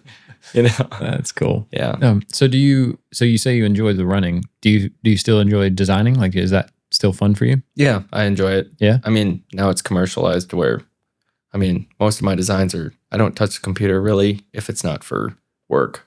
Okay. Try not to. There's no real fun project. Everybody's like, do you do a fun project? And I'm like, no, not really. Other than like branding my doodle boy Sure. and everything. Yeah, yeah. But I did that so early that I just kind of stick with it. Gotcha. And I don't try to touch it. And I think a lot of it's just, there's stuff that I want to do, personal projects, Mhm. but my whole thing is like, when your work doesn't slow down, there's no real, kind of like you're not going to go and wrap your own car. You're constantly busy doing Tough, other people. man. Yeah. When it's like, do I wrap my own car or there's 3 guys that want me to wrap theirs today? That'll pay for it. Yeah. Yeah. So it's like this balance between like passion and profit. You know what I mean? Yeah, it's Like, even hard to do. Like you want to do stuff for, you always want to do stuff. You're like, you think, like, oh, God, I can make something cool Right. and like show it off. I got work, Yeah. And then I'm like putting it back and then I'm behind on the other thing. So like, I already promised this person that it's going to be done. Oh, what'd you do? I worked on my own personal stuff. Sure. They don't care. So we got this installer. He's a friend of ours now. He's from Florida. His name's TJ. He owns Alchemy Wraps. He's out of Burlington. Contract installer. He his truck, like he went all out. Like did like these like embossed, like so you put like cut decals down. Yeah, under wrapped and it. yeah. Oh, dude, and it's sick. Like it is. Like you even wrap the face of his wheels and stuff. Like Oh yeah. yeah. Like I pulled up yesterday and it was like, as soon as I pull in, I'm like, damn, I got to wrap my shit, man. I can't. Dang. Like his stuff looks so good. Yeah. Like he did such a good job with it. But it's like, so it's like I see the benefit of it. And there's times where you'll, like you say, you have that thought where it's like, man, maybe I should. Maybe I need to go ahead and do my own. But yeah, I don't know. It's tough. It is. It's hard to. Yeah, there's so many things where I'll start to play around with like changing something or like I've been trying to make like a doodling pays off logo forever. Yeah, there you go. Heck yeah. Yeah. So he did like this strip down the center. Yeah, and then you won't see it unless you're way up close, which Yeah. is the coolest thing. Yeah. It's like Ooh. real subtle, you know? He did I think he took a up close one right here. Yeah. And then he did so he only put it in certain parts of the truck. So it's like the flats or something like that. And then I think on the grill he even used like this architectural like wood grain Dynoc material. So it's like textured and like has like a lot of depth. And it's like you would really only use it to like resurface a but he was like, nah, fuck it, I'm gonna wrap my grill with it or something. You know, it's like, Yeah, it's sick. yeah, it's cool. Like it's like you see stuff like that, and it's like, Yeah, it's you do inspiring. you do a like, passion project. You're right. I think the only thing that I've done a passion project is like my dad. I try to like rewrap or do something for our garage back home. Oh, that's cool. So it'd be like I made a neon sign the one time. I used to go to Hobby Lobby and you can buy those old looking rusted things. Yeah. Like the mini ones that look like a sign with the light bulbs in it. Mhm. And I would just rewrap the surface, but I'd Sure. make it, Durward themed or Sure. like my dad's garage or something, Yeah. and that was about as personal project as Sure. it gets. But that's still cool. Like Other than branding my stuff, I'm trying to Right. keep my, brand. I try to have a whole brand identity to the For whole, sure. because I think that's key. But I just haven't came up with like a good enough, doodling pays off logo that I like. And every time that I try to do it, I get like halfway through and I'm like, I'm wasting so much time. I should just go and work on somebody else's stuff. So what's the difference between the two? So like what the name of your company now? Yeah. So Durward, Mhm. like Durward, not Durwood, like we were telling you. Yeah. Or Durard or Durward or whatever everybody says it wrong. Sure. Is Durward, ORD, but it's spelled ARD. So And then the doodling pays off. That's just my catchphrase. Okay. Or like, so it's not I like put doodling pays off after every post. gotcha. It's the whole like, it's my whole, persona to my whole brand. I guess. gotcha. Okay. People look at it and they're like, doodling pays off. That's Blaine, which is so.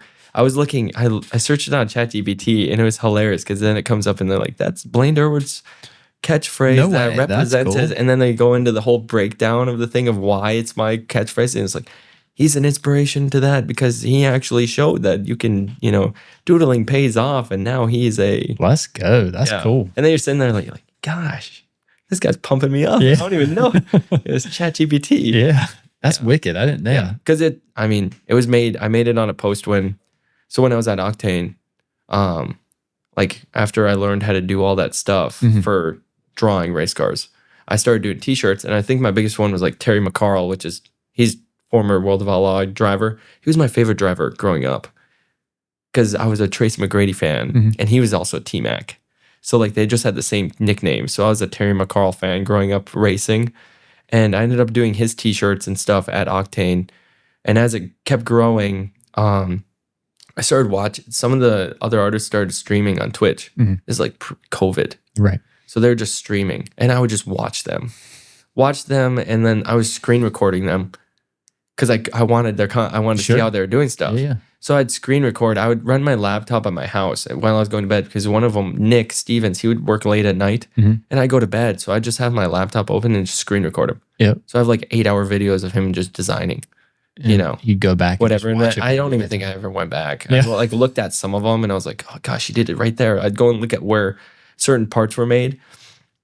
And I met him at Knoxville the next year and met with him and whatever. And then it just so happened like that following, I kept working and, I was working 300. I worked 300 hours of overtime at Octane the last year I worked there, which was a lot. I was just Sure. constantly there, but they were all for it. So like, that's where I got the grind and I learned so much. I got to tinker, screw things up, do whatever. And they were having me do t-shirts constantly also with the wraps and I was printing them, doing everything, not installing, doing any of that. Sure. I'd have the installers do everything else, Sure. But I mean, you were at least exposed to it. Oh yeah, I had to learn how to. I was overlaying and doing everything else for the schemes, setting them out the door, making sure and answering every phone call that everybody called. Sure. And when you start talking about like brand identities for a race car driver, like that's kind of where it starts, right? Like it's like you need to have the car designed before you obviously got to have a car design for the wrap, but then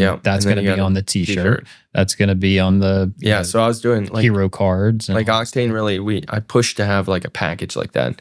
And they ended up doing one to where we could get people in and doing, I was doing their wraps. Sometimes we'd do their install if they were in town, and then we were doing their t-shirts on top of that, hats, everything else. So like the their hero cards. All it was all, like as much as you could get done. Sure. Like there. the driver's package, Yeah. right? Like it's a one-stop shop. Come here. We're going to supply you. Yeah. And then like I think it was November of that year. So I was in 2.5 years of working there. I got a call from Nick Stevens at the time, and he was like, "Hey, just be ready.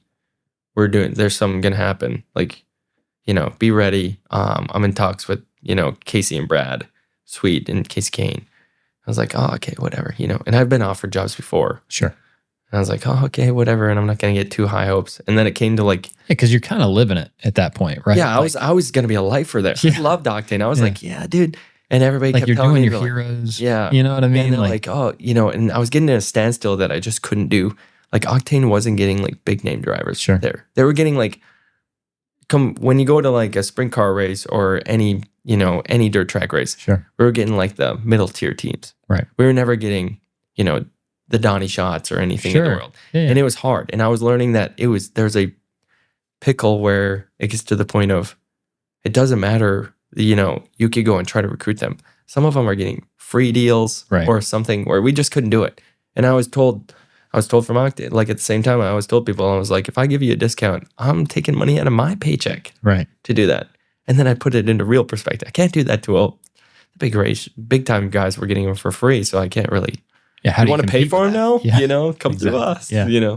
So they ended up, But I'll put a little cliff note there, right? Because that's interesting that you say that, because now. yeah, I know. Well, it all comes back Okay. to where like, So we're just gonna put a little note there, because it's really important, because like people feel that way. They're like, man, we can't be competitive in that space. People are giving that away. There's like, no, you can. It's just how you do it. well, yeah. And I didn't How you have, approach. I didn't have like, when I was at these companies. So like when I was at Octane, the greatest thing that they did was allow me to be in charge of the motorsport. So I talked to everybody. Right. Talked to every one of my clients. So I was Blaine at Octane there. It was Octane Inc., but I was posting, they were allowing me to post Sure. everything. Right. So I was posting all my wrap designs, everything posted on my page, not on Octane's. Right. And they allowed me to do all that. Great for them. Yeah. But I was under a limitation where I wasn't supposed to design outside of my work. Probably was, Sure. know? Yeah. I was, they were frowned upon. I should bring them through. And I was trying to bring as many people through. Sure. I had all the North Dakota people going through me in Sioux Falls. Like, bring all the people I knew, but I was at a standstill. I was doing 100 and some wraps a year. We're just sitting there. I'm getting paid, basically good enough. Right. Good enough. And all of a sudden, like, what was it? Nick called me. You and get the he's- call. Yeah, well, Nick called me, and then he's like, "Hey, what would it take? What would it take you to come work with, like, Brad and Casey are starting a screen print company in Mooresville, North Carolina." Which, funny, because when I came down here for the All-Star race and the Coke 600 in my junior year of high school, and I drove around Charlotte. Oh, I've yeah. been in the NASCAR, like doing all that, and I heard all your stories about like your. I like did the thing. I think it was like 160 mile an hour, like average one lap. It's like, yeah, and did all that. Met Sam Bass when I was down here. I remember my dad made me look like a fool. He's like telling Sam Bass, he's like, "Blaine, my son wants to be like you," and I'm like, why is he saying this guy's like the greatest guy ever? Yeah. He's the guy. Not thinking that I'm ever going to be able to do any of this. Sure.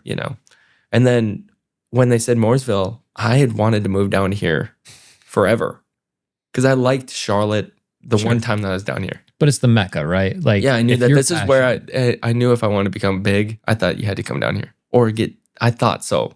That was my whole thing. I mean, and rightfully so. You're not wrong. Well, connections are so good right. down The here. networking. Yeah, so I was like, I need to get down here. And it just so happens this landed in my lap. They're like, well, what is it going to take you to come down here? Told them. Then all of a sudden I'm getting a call from Casey Kane. And I'm freaking out I bet because so. I was a lifelong KKR fan. Sure. Always been a fan of Casey's racing team. I used to have stuff. I have a drawing of the KKR team that I drew to get signed when my senior year of high school. And now this guy's calling me to tell me to come I'm on work the phone for him. with him. And Yeah. he's like, "Hey, we want you to come work, Blaine." And then like, "That sounds good. When will you be here?"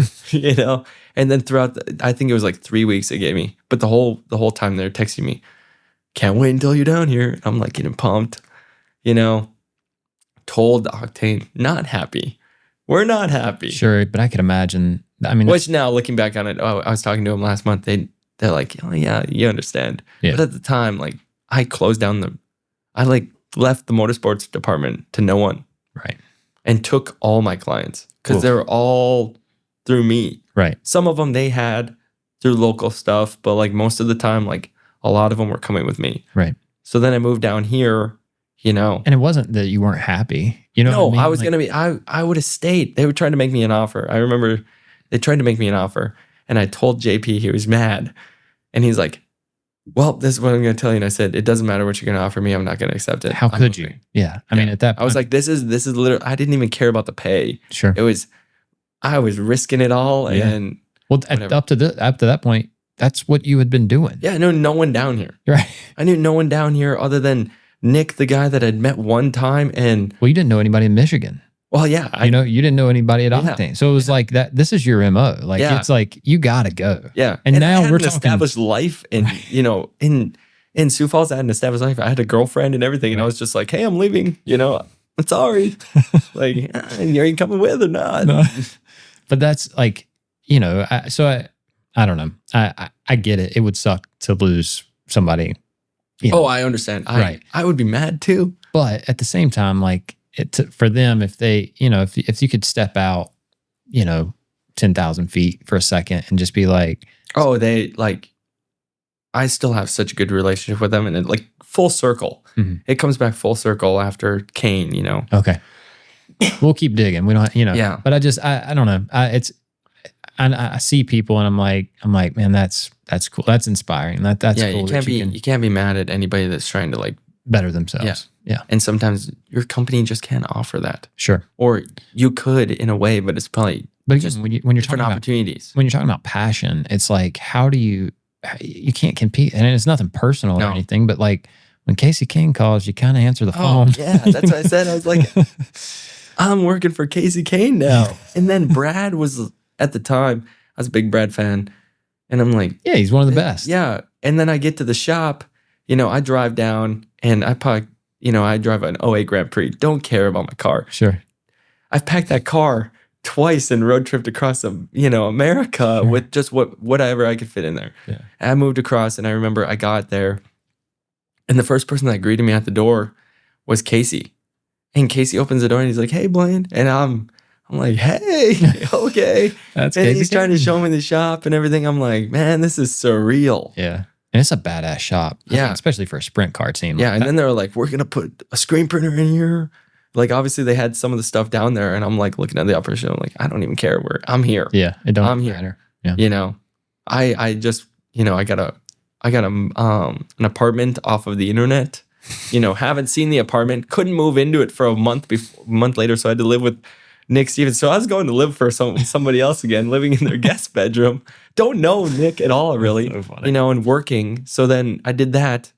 And I think it was like, it had to have been the third day. I remember I got there on a Saturday and it was Sunday. It was Casey Kane's birthday party. And Caitlin Larson was there.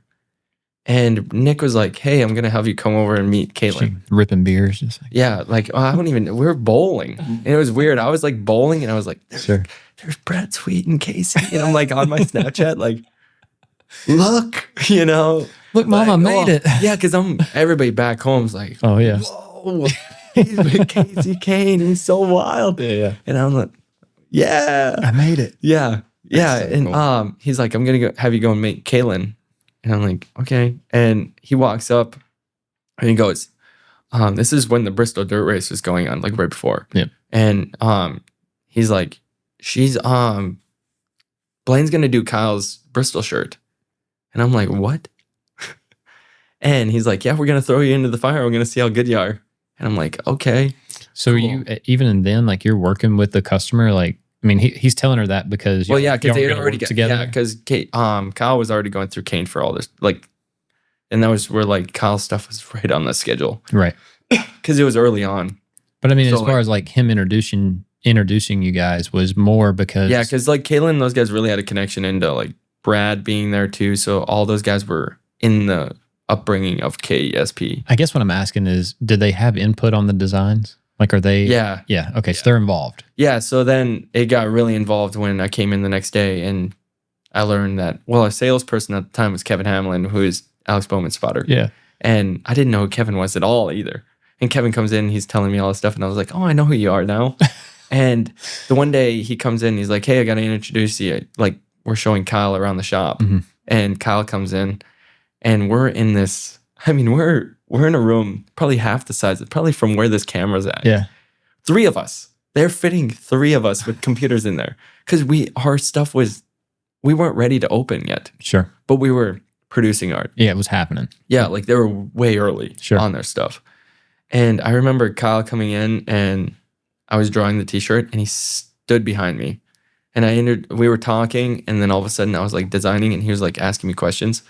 And I am sweating. I bet so. I'm like, I just came from South Dakota. There ain't no one famous from North Dakota. Yeah. You know, I'm sitting here with Kyle Larson, who I've watched win 12 times that year. I went to 12 outlaw events. He won every one because that was when he was on his hiatus, you know, and then he just got back in like the year later. So he was just coming back in, and I'm sitting there sweating.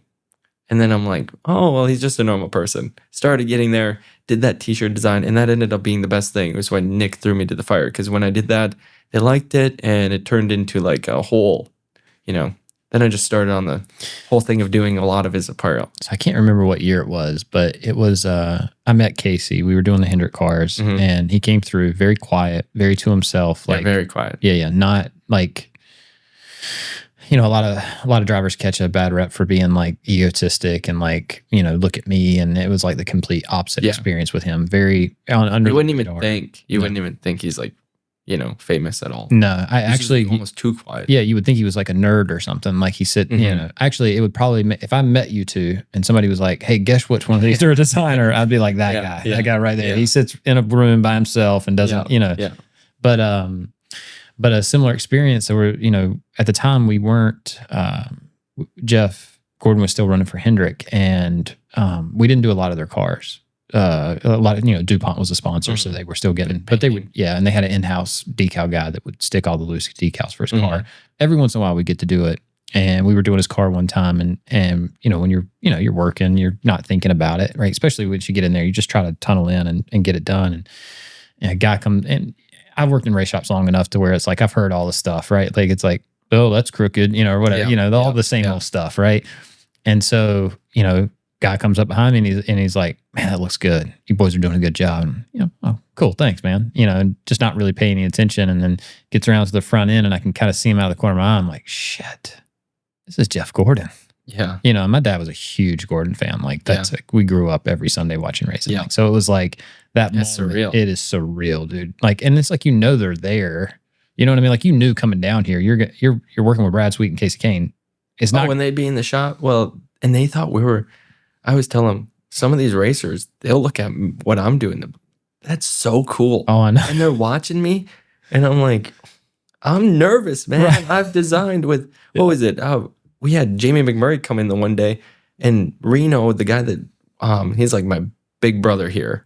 You know, he taught me so much, but he comes from like a soccer background. His dad was a professional soccer player and everything. Doesn't really know much about racing. Sure. A good lifestyle guy. Yeah. He was getting into racing. Jamie McMurray sat beside him. When Jamie left, he's like, we talked to Jamie. We watched Rogan with Jamie, and Jamie and me and him are talking back and forth. He leaves, and he's like, who is that? That's funny. I'm like, he won the Daytona 500 3 years ago. You don't know who this is? Yeah, or whatever. Yeah. And I'm sitting there laughing because at the time, I'm like, you know, whenever somebody come in, we didn't even know. They would do tours. We would do tours with whoever would come in. And Kevin would come in and be like, hey, here they are. And like, I always tell people, we'd be in this office and it'd be like somebody opening the door, and we were like the animals. Sure, at the zoo. They're like, look at, here's our designers. Ooh, you know, then they go, here's my banana. That's so cool. You know, I've designed stuff for Ryan Newman. Ryan's right behind me at like, that looks good.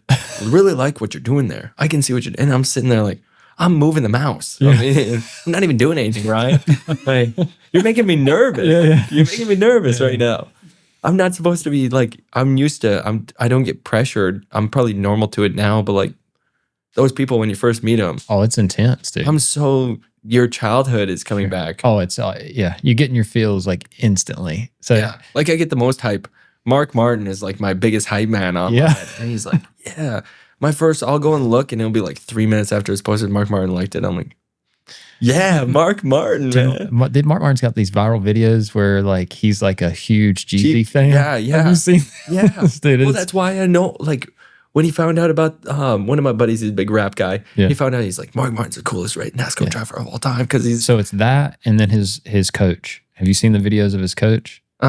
Oh, his coach that he has. Yeah, that like thing's the RV or whatever. Yeah, that thing's sick. Bro, like the paint job. He like flexes on it all the time. All the time. Like, but subtle. Like, but it's like, he puts it out there. So, but so same deal, right? So Hendrick would position us in such a way that like when the tours came through, it was like, I have to show him. Oh, check this out. That's the coolest thing. Sure. Yeah. Well, you got a 20-foot by 5-foot panel, right? And there's 3 dudes, and we're all in matching uniforms, and like it looks like a symphony, right? Like we're just cooking.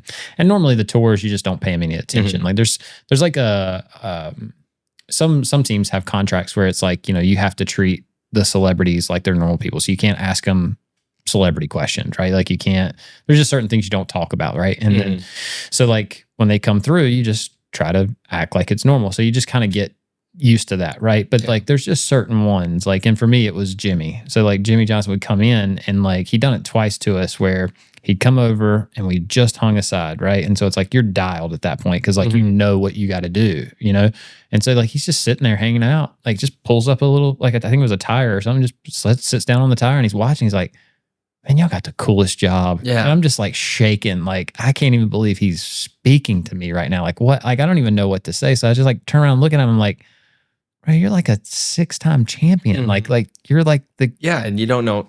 It's not like you were prepared to. I was never around these people growing up. Right. Yeah. Well, you were, but it was like from the TV. You know what I mean? Like you're seeing them in the winner circle, and like it's you like knew them your whole life. They didn't know now. Yeah. For the second. And it's the worst when you meet somebody, and like Casey, I knew a lot about his life. Sure. Racing wise and everything. Yeah. But you don't know anything. He doesn't know who the heck you are. Right. So everything that comes out of your mouth, you sound creepy as fuck. Like when the first time I met Kyle Larson, I was just like I'm telling him about his past, and like I can just remember him looking at me like reading his encyclopedia. Yeah, because it was just cool, And like, but Caitlin was there, and Caitlin spoke up, and she was like, "Stop, quit doing that. Like, he's not that guy. Trust me." I'm like, it's just cool to meet him. She's like, he's not that cool. He's a nerd. Like he's into racing. Like don't start talking about racing, or you won't get him to shut up.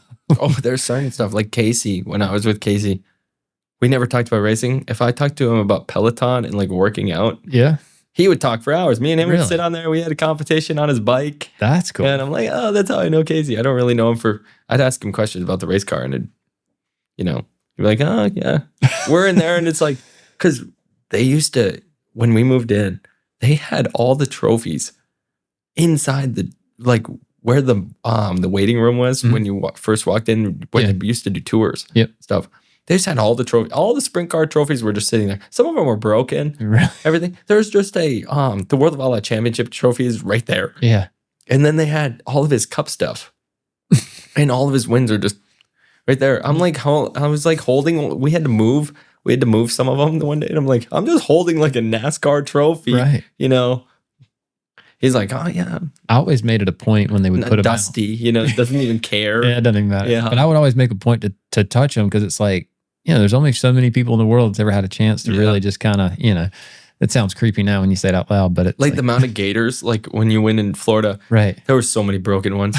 It's just like Nick Hoffman's one of our good friends too. He has 1 million gators, and it's like some of them are broken, doesn't care. Like, they won it, now it's or like half the trophies. I remember he won the first year I was down here. Nick Hoffman won like 60 sometimes in his modified, and he just had all those like they're chloroplast signs. And he just had a ton of them. He's like, get rid of them. Like, it doesn't matter, because they're like, you have 70 of them, What are you going to do with them? You can't hang them. So it was, moving down here was surreal, to say the least. Like I didn't know it. I was lucky. I knew one guy, which was Dylan Brady, he's Night Owl Designs. Okay. And I knew him through the internet. And they tried to hire me when I got fired from the Michigan job. Night Owl, or he was working for Fast Lane Graphics in it was like in Clifton, Illinois. I know who that is too. Yeah, that's Chad. Yeah. Yeah. So they were trying to hire me, and I think they offered me $10 an hour. I'm not even joking. I was like, $10 an hour. I can't even. Like, what is this minimum? I just graduated college. Right. You know, and now looking back, I make fun of it. Me and Chad, we were hanging out the one day, and I was like, yeah, and you guys tried to hire me. Could you imagine if you had me and Dylan working at the same time now looking at what we do now? Sure. He's like, yeah, gosh. But their business is a lot of race cars, right? Like they do a bunch of race cars. Well, he does wraps and everything now. But like when Dylan was there, they did a lot of race cars and stuff. But when I moved down here, Dylan knew a lot of people. And he was best friends with Nick Hoffman. And he's really good friends with Chase Briscoe and a lot of those people. Mm-hmm. And I would hang out with them, and it just so happened that he was the designer for a lot of like schemes and everything. And I was a t-shirt guy, and they met me. So then it just opened the door for me to be their t-shirt designer. You know, he knows Jeremy and Ashley that owned Millbridge. Mm-hmm. I got there, met all Jeremy and Ashley, everything, hung out with them, learned, you know, next thing you know, I'm doing merch for, you know, Millbridge. Sure. Just connections just opened up. So is it not, so the wrap industry, the race wrap industry, super competitive. Yeah, right. Very. Especially on the, you know, installation side and on the production side. Now on the design side, I think there is a massive hole there. Yeah, right? because you're getting, and that's where like he flourishes. Okay. He's got so many late model wraps that he's not printing. He just has them, you know, they're buying the design. They want him to design it. Sure. There's a handful of those guys that are like known for like Blackbeard, for example, right? Like he's kind of known in the racing. Blackbeard is, he's like one of the pinnacle, probably the starter of everything. And he started at Kane. You know, he used to be KKR. Okay. He used to be like the head guy for KKR. I did not know that. He was the one doing Casey and Brad and all the before. That was like Darren Pittman. I think he did Saldana and everybody. And then he branched off and went on his own. And I think he's kind of like, for us in the dirt track world, probably not in like, you know, the asphalt world, but for schemes and doing everything, he just did it right. He was corporate branding was very good. Oh yeah. He understood corporate branding, and that is the biggest thing, because the people that he's now working for are very corporate. Valvoline and everybody else. So, yeah, exactly. You know, people can complain all you want about him putting one line on a car, but if you knew anything about working with a corporate company, that's what they want. They want it clean. They want it crisp. And they want it to, he's doing designs that are very simple looking, but they make the sponsor be the focus. But it's complex too at the same time, because it's like he's got the ability. I mean, I've seen him go all out. He can do it, but he has to keep that beast tame. You have to do that. That's all right. the time. That's the same with, I mean, I respect all those guys because you do that. There's people that make wild things and they put 4 outlines on every sponsor. You're like, gosh, if they only knew. Right. And that's how they're taught. Sure. Because you go to local tracks, everybody's got 3 outlines and 2 neon colors on every sponsor and graphic. An outline. Yeah, but they don't have a corporate sponsor that's telling them, you know, like NOS or something, telling them you can't even have a shape even within 5 feet of the logo. Yeah, like clean it up, tighten it up, keep it. Make it cool, but make it simple. Corporate. Yeah. It's tough, man. That's a big ask, you know? Making anything corporate cool is like, it's like 2 opposing forces coming together. You can make it clean, to make it cool, but people want, you know, you see it all the time. People will be commenting and they'll be like, it's not wild enough or something. Right. It's like, well, what are you going to do? The whole car is that one sponsor. Sure. And their brand guidelines aren't to put flames and skulls on Napa. You know, the Napa car isn't going to be the skull car today. Right. Well, it goes back to brand identity, right? Like you're trying to represent them the best way that you can, and that's how you should know them too. Everybody back in the day in NASCAR, you knew exactly what the Blue Deuce was Miller Lite. That's right. You knew the 18 was Interstate Battery. That's right. You know, the Wonder Boy, right? Like the 24. You knew like the Rainbow Warriors. Yeah. You knew the 20 was going to be Home Depot. Yep. Those guys had such brand identity that now it's still the same. If you were to see a car with a 20 and it was orange, you'd be like, that's Home Depot. Yeah. You just, in your mind, you could picture the graphic and everything on it. Yeah. Rainbow Warrior. Yeah. It's huge, right? Like it was like, that's who they were. Yeah. Anybody puts a 3 on a black car, it is a Dale tribute. Yeah, it's done. A tribute. You're locked in. It doesn't even matter. No. So you get down here, you're working with Casey, and I know that had to be huge, man. Like that. Oh, it broke me. I mean, it made my career go from here to here, and they allowed me. The great thing about it is they didn't. There was no design clause. I didn't want a design clause when I moved down here, because I was doing race wraps. And So what do you mean design clause? well, So, like some places will be like, hey, we don't want you working outside of our company. You know, they don't want us doing logo designs and not bringing them through the company, or t-shirt designs and not bringing them through the company. You know, because obviously you're working for this company. sure. But if you're just double dipping, is that good? Mhm. You know, well, they didn't care. Mm. You know, and that allowed me to be, you know, grow who I was on the side of being like actually working at Kane. Sure. Because I was always at Kane too. I wasn't a salesman, and I didn't talk to any of the people other than I did the designs. But after I would post them online, KSP wasn't posting on their Instagram page other than when Kevin would post it. But I would ask, and I would try to post it as soon as possible. Sure. So I'd be the first one, and then KSP would post it 2 days later. You know, but I was the first one to do it, so everybody knew I was Blaine at Kane. Right. So people would refer to me when they call in. They'd be like, "Hey, I want Blaine to do my T-shirt. Can we get on like his list of Sure. our designers?" Because we had, when I got down here, I was with Nick Stevens, who was arguably the best, and then they hired Reno's so good. But those two sat next to me and like taught me how to do everything. They had both 15 years of experience. I had, at the time, I had 2.5. Mm. And they're saying I'm an up and comer, but they taught me everything. Sure. So like they taught me how to, you know, lay out, and I was just, you know, they would push me to do different things, and that's like they were the biggest help, you know. That's awesome. It's so, you know, it wasn't just obviously, I mean, you were passionate about it anyway, right? Yeah. Like you were coming into it and had the drive and had the passion, but the resources were there. Like, Oh yeah, you know and what I then mean? you're doing bigger name drivers, Sure. Yeah. everything, and I'm like, God, this is cool.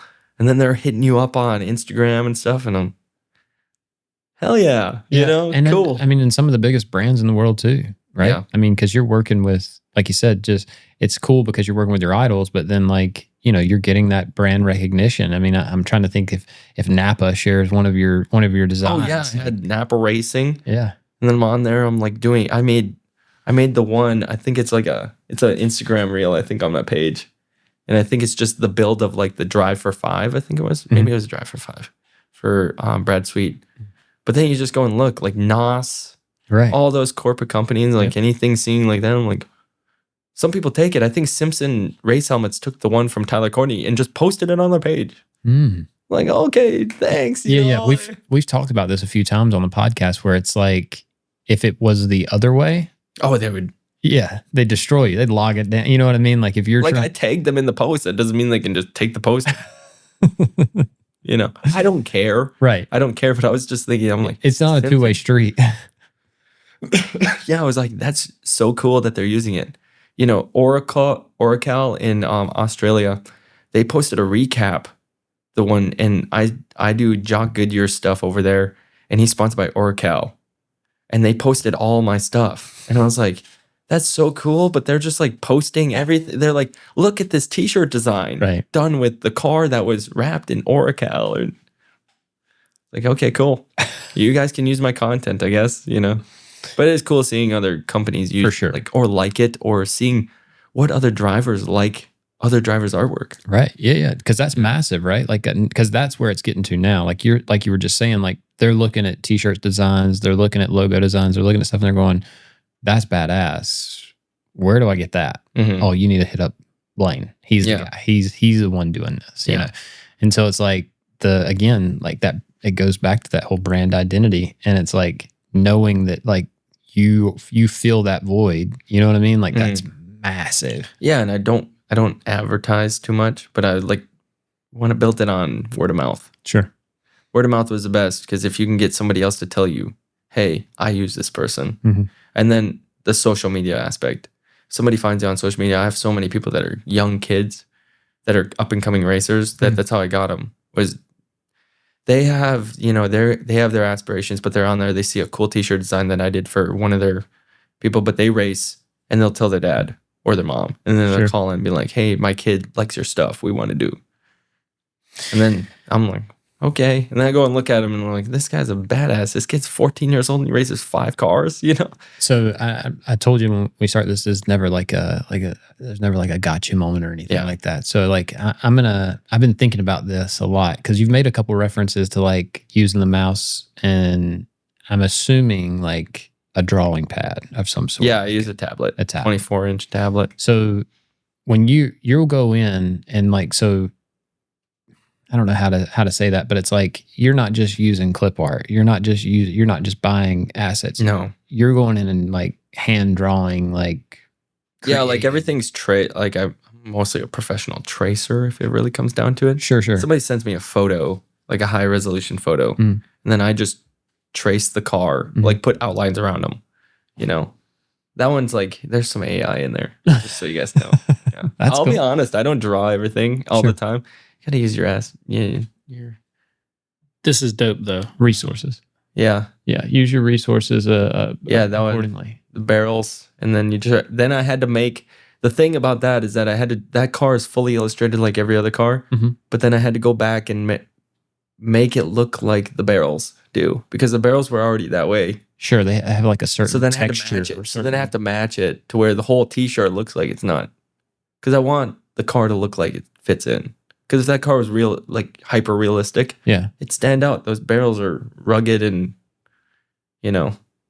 I hear you. So some of that same grungy effect, you're gonna like apply that to the striping and you gotta go and blow out the design that you just did. I drew a car, you know, hyper realistic, and then you got to go back and dumb it down based on like levels.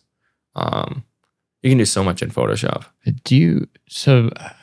Man, and again, like if I just feel like you're so open and you're willing to talk about stuff. Like I'm an open book. I'm not the best artist in the world. So I don't ready to think that I can just sketch it. I hate when people think they can sketch everything. Sure. I can't. Right. Can't do that. But so like the time that's in that. Oh yeah.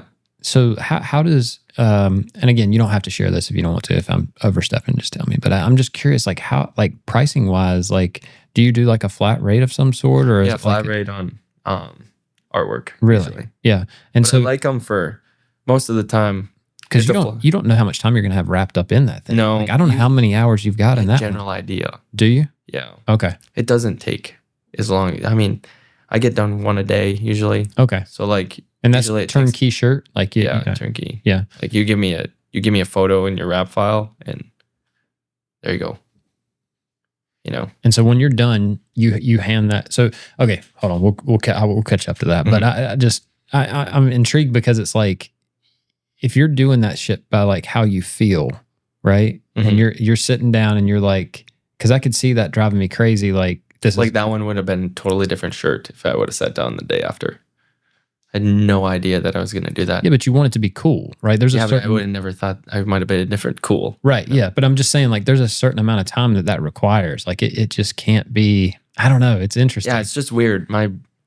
If you were to go through my page, there's so many things that are just random. You know, I don't know. People say, "Where did you think of that?" And I go, "I guess it's no clue, man." I guess it's just a level of quality. I guess is what I'm trying to say. Like, there's a. Okay, this is a good question. At what point do you know you're done with the artwork? When I'm just nitpicking it. Yeah. Yeah. I think I know when I'm done when I do like 3 changes to it and it looks worse than the one, and then I Control Z. I go, I'm done. Yeah. I can't make it any better. Is that what you're saying? Yeah, but you can't. Ooh. You just can't make it that week. I always say, when people say, what's your favorite art piece? I go, I look at every one of them. If I was to look at that one, I'd be like, that's awful. There's something in there that I could go and change, but you can't. So you hold on to it. You just never, I don't really like to look back too much at my art pieces too long, because then I'm going to be like, I should have did this. So could you see doing an art piece over a year? No, it'd never finish. And the next year it'd be a different art piece. It'd just be, imagine you can just go back in there and tinker. Right. Nothing is ever complete. So is there is that like, I wonder if that's like a personality trait. Like if there's something there, like something in you that's like. Yeah, I feel like if it's ever complete, then you're going to think, especially with like, in the terms of that art piece, it's kind of like how your life is. Right. You don't want it to ever be complete. There's always stuff you can keep going back and working on to make better. that font could have been tinkered. I could have kept going and doing something. But if it ever becomes complete, then you're like, it's over. Sure. You know? Yeah, no, I hear you. I want to, there should never be like, I reached the top. Mm. I always think that there's no top. Hopefully I'm not at the top, because if I'm at the top, I got a lot more years to do this, I hope. And if I'm at the top, I might as well quit. Sure. Why would I want to sit at the top and just maintain? Because then you become complacent. And then that's the worst thing, is like thinking that I'm like the greatest artist and that everybody should go through me because I'm Blaine. Sure. Well, why should they come to you? Right? Because I mean, for me, I just think that I try to tell a story and I want somebody to respect my story and how I present art. I want them to think that they're getting high-end value. And I'm actually working with the customer. I work with the customer. I don't try to just make an artwork piece. I'm like telling them what garments they should probably get. What garments are in style. Outside of you going to the racetrack, you probably don't go and look at the city life. Sure. What kids are wearing? How are you going to sell it to somebody else? What's a new shirt coming out that you want to be the first one to jump on it? What hats are coming out? The hat game is so big. Right. Yeah. It's While you're massive. using a Richardson 112, well, you're way behind. You might still be able to do that, but you can get 4 other hats that are probably better. I'll tell you, we went and did a couple jobs for Longhorn not long ago. And bro, their swag game is it's pretty tight. Yeah, you got to know. You got to either know your distributor is doing that or somebody's got to help you do it. Sure. And a lot of people just don't know. Who's printing good? How do you know they're printing good? Can you get us a deal or can you get us a contact? Does it matter if they are in the racing space? Like, are you? They just got to be able to print as many colors. A lot of people just don't know how to print. Sure. These screen print companies. Yep. They will send me files, and these screen printing companies that are small, they'll be like, "Can you send me the vector?" Which a lot of people don't even understand what a vector is. Sure. So it's just, there's no pixels. Right. And I was like, "That's not a vector. That's a raster image. You could never make." They're like, "Can you make a vector?" I said, "No. If you made that T-shirt vector, it'd look awful because you'd be image tracing it." Sure. So I always tell them, you gotta, because they want to separate it the way that they know how to do separations. Sure, in like Illustrator, layers, right? Yeah. where you just click on red and it picks out all the red. Yeah. And it's so easy because they're flat colors. Sure. That's not how that works. For that. I always tell them, how are you printing a picture then? If you print a picture of a person, you don't go and image trace it. Right. You're going to look way weird. Your face is going to look way weird. That's interesting. So you're more designing these for like a 4-color process type thing. Well, no, I'm like, they're 10 to 12. Oh, okay. So they're printing, like most places that are like, they're printing basic like 6-color t-shirts at most. So say they're printing for like a school or anything. They're not printing wild, crazy stuff. They're probably not going to be the best fit to print a race car t-shirt. Right. Because there's so many things. You're printing white, gray, black, neon, and then there are regular colors. Well, and it seems like there's enough resources in the racing space that and there's also corporate printers that can do all that stuff, but they don't have, you'd have to contact them. Sure. They just they don't even know that race car t-shirts are alive. They're printing like Harley Davidson stuff and everything. Yeah. They've never even heard of a racetrack. Right.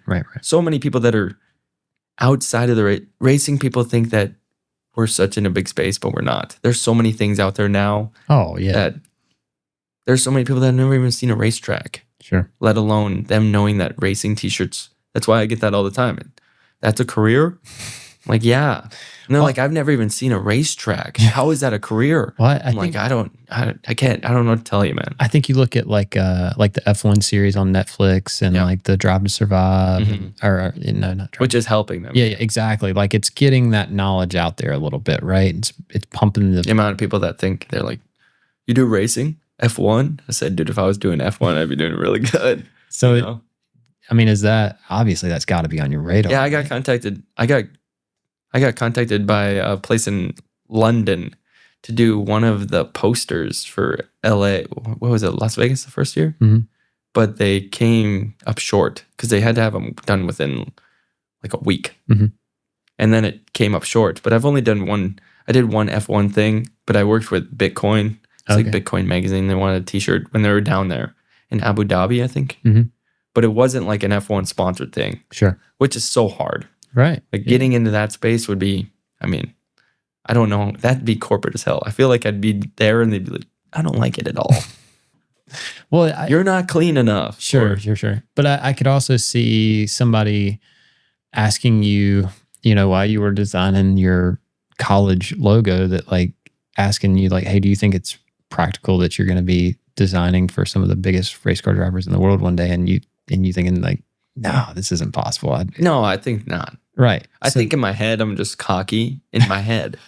At the time, I always tell people when I was graduating, I thought I was going to be big time NASCAR. And I had people believing, there's a lot of people that believe me way back then that I was good. Sure. And I don't believe that it was. Because going back and looking, how did I come from here to where I am now? Sure. And how did people see that?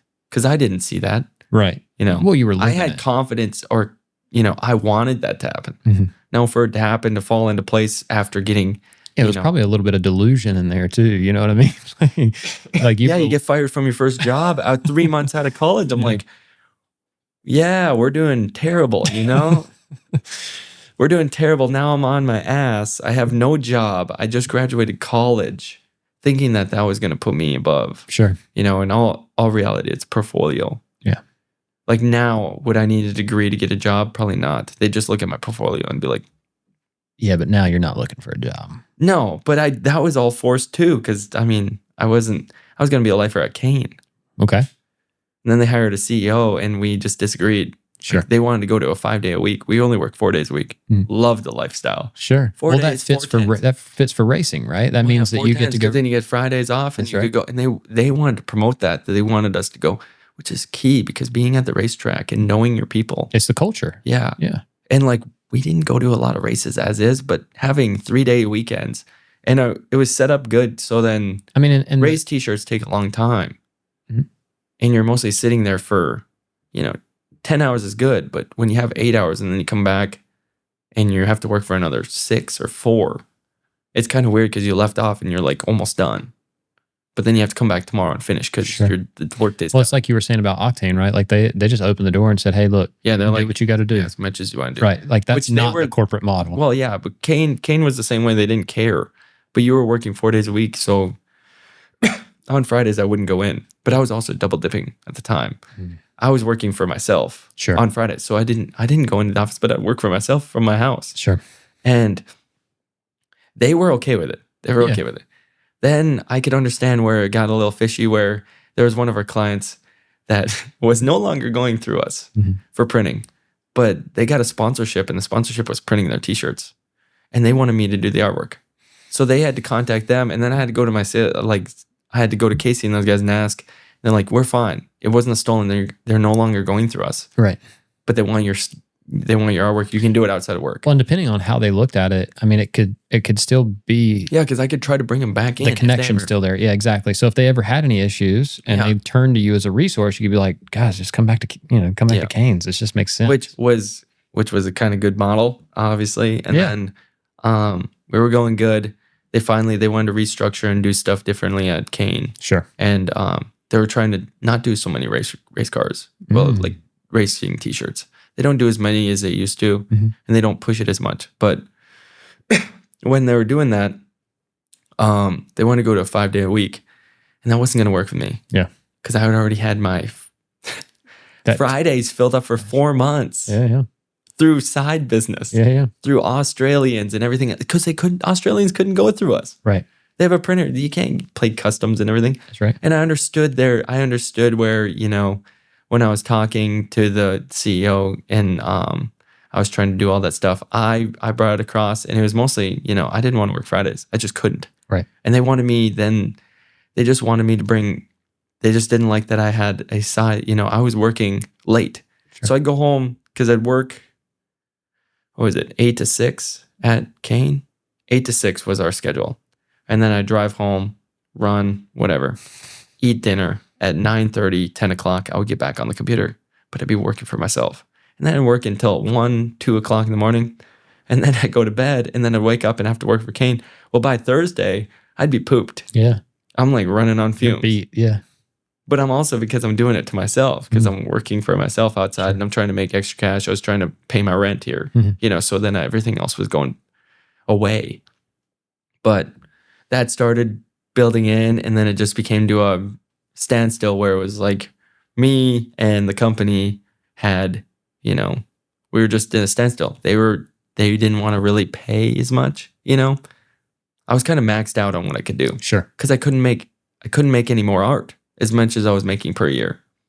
Like you can't just. I went from, I think I made 160 jobs or something like that when I was at Kane. That was the most, and that was pumping. Right. For me. Yeah. And they can't be like, hey, how can you do 220? I couldn't do that. There's just no way possible. So you're like kind of maxed out on like what a company can actually pay you. Sure.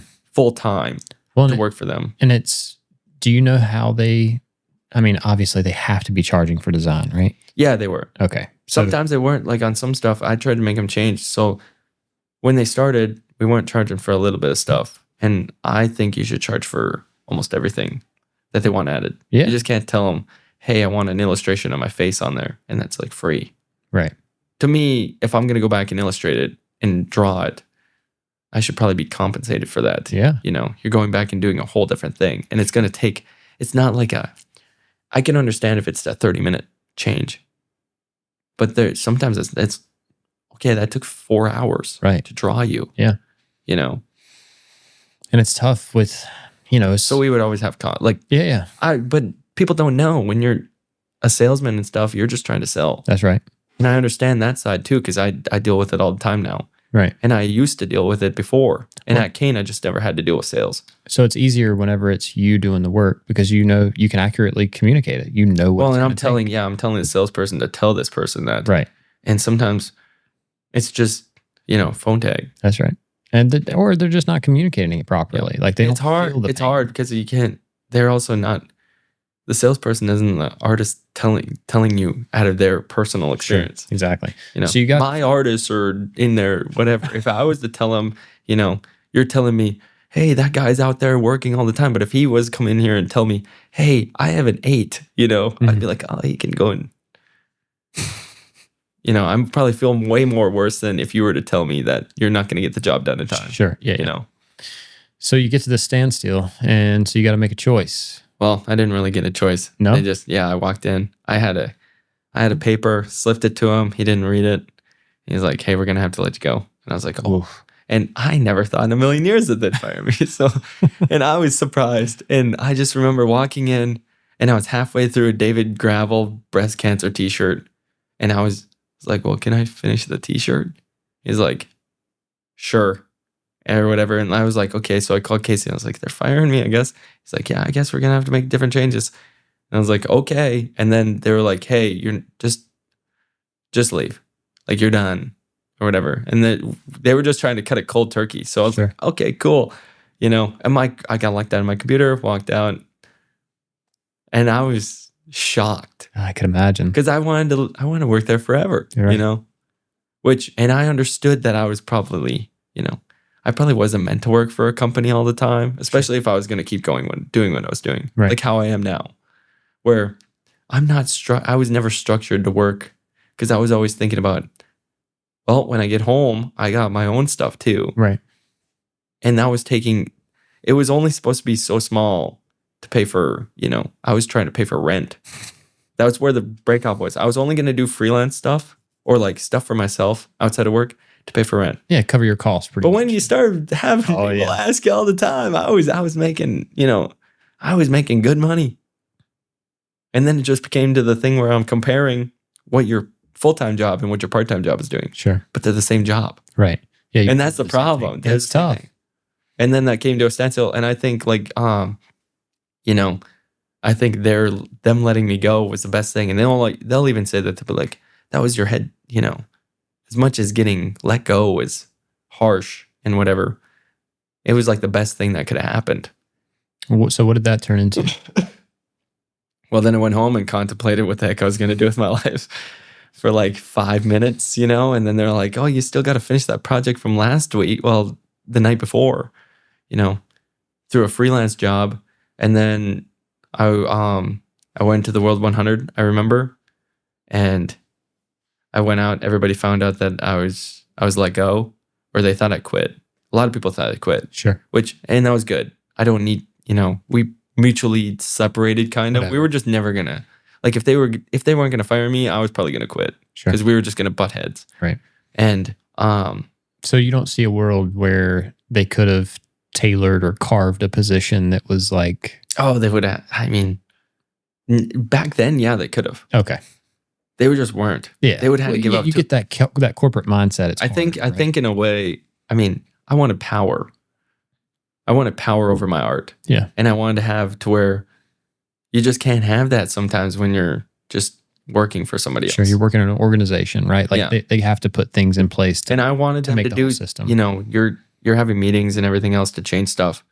And they're not always going to take your, just because you say it, Sure. doesn't mean they're going to do it. Right. Like I wanted us to do a different structure with stuff, certain artwork fees and realistic timelines and stuff. And sometimes it's just, you know, falls on deaf ears. Just, well, you're a salesperson. I get it. The salesperson, you got to sell. Yeah. You know, sometimes you get that, but I was just trying to make sure that, you know, I'm trying to feed myself, probably not thinking as much about KSP at the time sure, because I'm just trying to make more money for that, like Right. myself at the company, sure. you know. Yeah, you were thinking about your position, like you're thinking about what you're going through and like Mhm. how that affect, you know. So it's yeah, And I was, you know, just not probably the best to tell at that time. I was probably a little in my head sure, thinking, you know, they listen to me a lot, but there's no way that I'm getting let go. right, yeah, I had conversations with people. I was like, I wrote this thing and I think we're going to butt heads, but I don't want to, I can't work Fridays. I can't. I already promised for so long. right, There's no way that this would be the outcome. And then that was the outcome. And then, you know, Daniel, he tells me it all the time. He's the one who canned me and he's like, that was probably the best thing that happened to you. It's like, yeah, but at the time I was like, I didn't realize that was going to happen. So you picked up, you know, picked yourself up and ran Yeah, like with it. 3 days later. Yeah. Because I posted the thing and then I came out and just said we separated or whatever. And I didn't think that would do so much, but it gained a lot of attraction. Yeah, People started contacting me and then I was like, well, I guess it's going to be okay. You know? So there was no really There was no like, as much as I thought I hit a stop sign or like a fork in the road, I think it was just like, I like slowed down or for like yeah. 5 seconds. Yeah. And then like all of a sudden the road was still there. Yeah. So now with your design, I mean, obviously they're still printing. Yeah. And I got hired. That's the weird thing is that, so Reno still works there and he's my bigger brother. Well, you know, they went to a model where there was no, sprint car. Like there was no car artists. There was no people drawing cars there. Reno can, and he does a bunch of lifestyle, but he does so many other things that I was like the guy where if you need a car illustration t-shirt, I was doing them there most of the time, you know, because Nick had already left kind of. He was doing some, but like, Reno's like, we're going to hire you back because Reno stepped into the design department like head. He's like, hey, how much are you going to charge us now? Do it because we need these designs done. So then I just started like, after I got fired, I worked for them the next week. That soon. Yeah, I was working. I still have a good relationship with Kane. I do all their like Casey's stuff. I do all their like t-shirts. That's so funny. See, I have no hard feel. Like as much as hard feelings, I was mad. Sure. Yeah. And then I was like, oh, they're hiring me back. Yeah. So just I work underneath myself, and now Right. I'm just, you know, an independent artist. Yeah. So that's cool. So they kind of did carve out a space for you. Yeah, they mostly A little abrupt, but I get it. I get it. They just kind of cut my pay, and then they use it on. You know, they don't hire. I don't do all their jobs. I don't work there 7 days, 5 Right. days a week. Right. So they save some money. Yep. But at the same time, like, I mean, I make good money too. But that's what you wanted, right? Like essentially, like that's what like it was eventually going to happen. right. It was just a matter of, you know, Rip the Band-Aid, right? Just get it done. Like just do it. yeah, I was already doing it halfway, and they were just like, do it full, you know. I guess it would have been nice if if you would have had the conversation like prior to be like, hey, look, this isn't a great fit. We want to continue using you as an artist, but we want you to freelance. And then, you know, instead of saying, hey, you're fired, then you got to feel like you're, you know, freaking out for 3 days. Like what the hell? Yeah, am I and gonna do? Yeah, at Like, the time, I mean, it's it all hindsight. just- it all works out. Yeah, It all yeah. works out. I look back and was fired from 2 of my jobs. I guess at both times they're in hindsight, you know, I could have sank or swim. I'm just glad that I swam. I got away, you know. There are people that sink. Sure.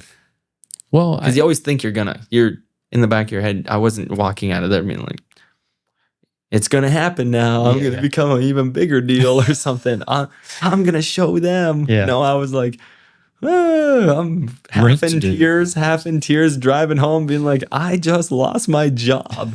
I don't even know what to do. And then I was like, I don't know what to do. And I got home. And at the time I was living with Dylan, Night Owl. And then we have our buddy. We got a buddy, Zach. We moved him down here from, he was living in Maryland. We met him through my Discord. I have a Discord channel. We met him and he was doing graphics and he's like really good. And we're like, hey. So graphics, what do you mean? Like he was doing raps and stuff. Like he was doing iRacing stuff. And like just showing off. We run design competitions in there just for fun. In the Discord? Yeah, we were doing it for the kids, whatever. And me and Dylan would rate them. And like we'd tell them what they need to do better or what we think. Obviously, they don't have to take it, you know, with a grain of sand because we're just being, and then they win a prize if they won. I'd pay them like $150. Yeah, that's cool. Which is big, but not really anymore. I guess iRacing wraps are going for like $85 a piece. Ooh. So kids are making money. Yeah. You know, but we found him and we needed somebody to do stuff for us on the side, like little things where people would ask for, you know, a stock car wrap for something and we can't exactly get through it, but he so good at replicating our style or like trying to fit, you know, the mold. Right. And then we'll tweak on it. We'll help him and everything. And he wanted to move down here. So we brought him down, but they were both working from home. So we had a big office we lived in a townhouse in Cornelius. So when I drove home, I was like, I don't know what I'm going to do. And they're like, you're just going to go back to work. Yeah. Like essentially, your desk is already here. We're all here. Now we're just all working together, guys. And my whole thing was that everybody was like, oh, no work on Friday. Well, I'm still taking Fridays off because I used to take, you know, that was the whole thing. I didn't work Fridays. Right. It's my whole. But now I work Friday. I work Sunday. I work after this. You know, like don't work on Saturdays. Try not to work on Saturdays. But now I work even more. Well, even when we started first talking about this, like, if I think one of the first things, like, you know, after I invited you up, you were like, I think either weekends or Sunday. Is that an option? In my head, I'm like, pretty sure this guy owns his own business, makes his own hours. He could pick any time. Oh, I'm so strict on my schedule. It's like real bad during the week. Yeah, which is fine. I mean, it worked out good, but like I could have took off. Like everybody says, you make your own schedule. You work for yourself, and I go, yeah. And I have a running joke with people that don't know me. They always ask, like, do you get that? Do you get President's Day off or something? Like, no, my boss is an asshole. Like, oh, I was like, yeah, I only get two holidays off a year. You know, sometimes they make me work on Thanksgiving. They make you work on Thanksgiving. Who's your boss? I was like, myself. Yeah. You know, when you're your own boss, you know, you work whenever. Speaking of that, do you go back home much? One time a year, probably. Oof. It's hard. It sounds like you're close to your family, though. Yeah, like they're all back there. I love North Dakota for the people. Sure. Going back there, it's so cold. I go back in, and it's so costly. Sure. It cost me like $1,000 to fly there for Christmas one year. Yeah. Because you're flying on a puddle jumper to the middle of nowhere. Right. The tundra. You get off and it's -30. Oof. You know. Oh, December. I went from 70 degrees in Charlotte to -30 in a day. This is great. You know. Yeah. So it's tough. Yeah, and now that my brother just moved back there, so we used to do Thanksgiving at wherever he lived, and he used to live in Vegas, so I'd fly to Vegas on Thanksgiving. But now I'll probably go back there a little bit more. Maybe they can come down. Well, I would tell him, I'd rather you guys just like in the winter, like, can I pay for you guys' flights to come down here? Just come here. Because sometimes, I mean, you fly back, you get to see all my family back there. Sure. But it is cold. You know, there ain't nothing to do. I should say that there's probably going to be people that watch this from North Dakota and they're going to be like, there's so much stuff to do. Like, well, when you move to Charlotte and then you're so used to it. Right. Because now you think about it, I think it was a 70-mile drive to get here. Sure. That's so long. And in North Dakota, that's like nothing.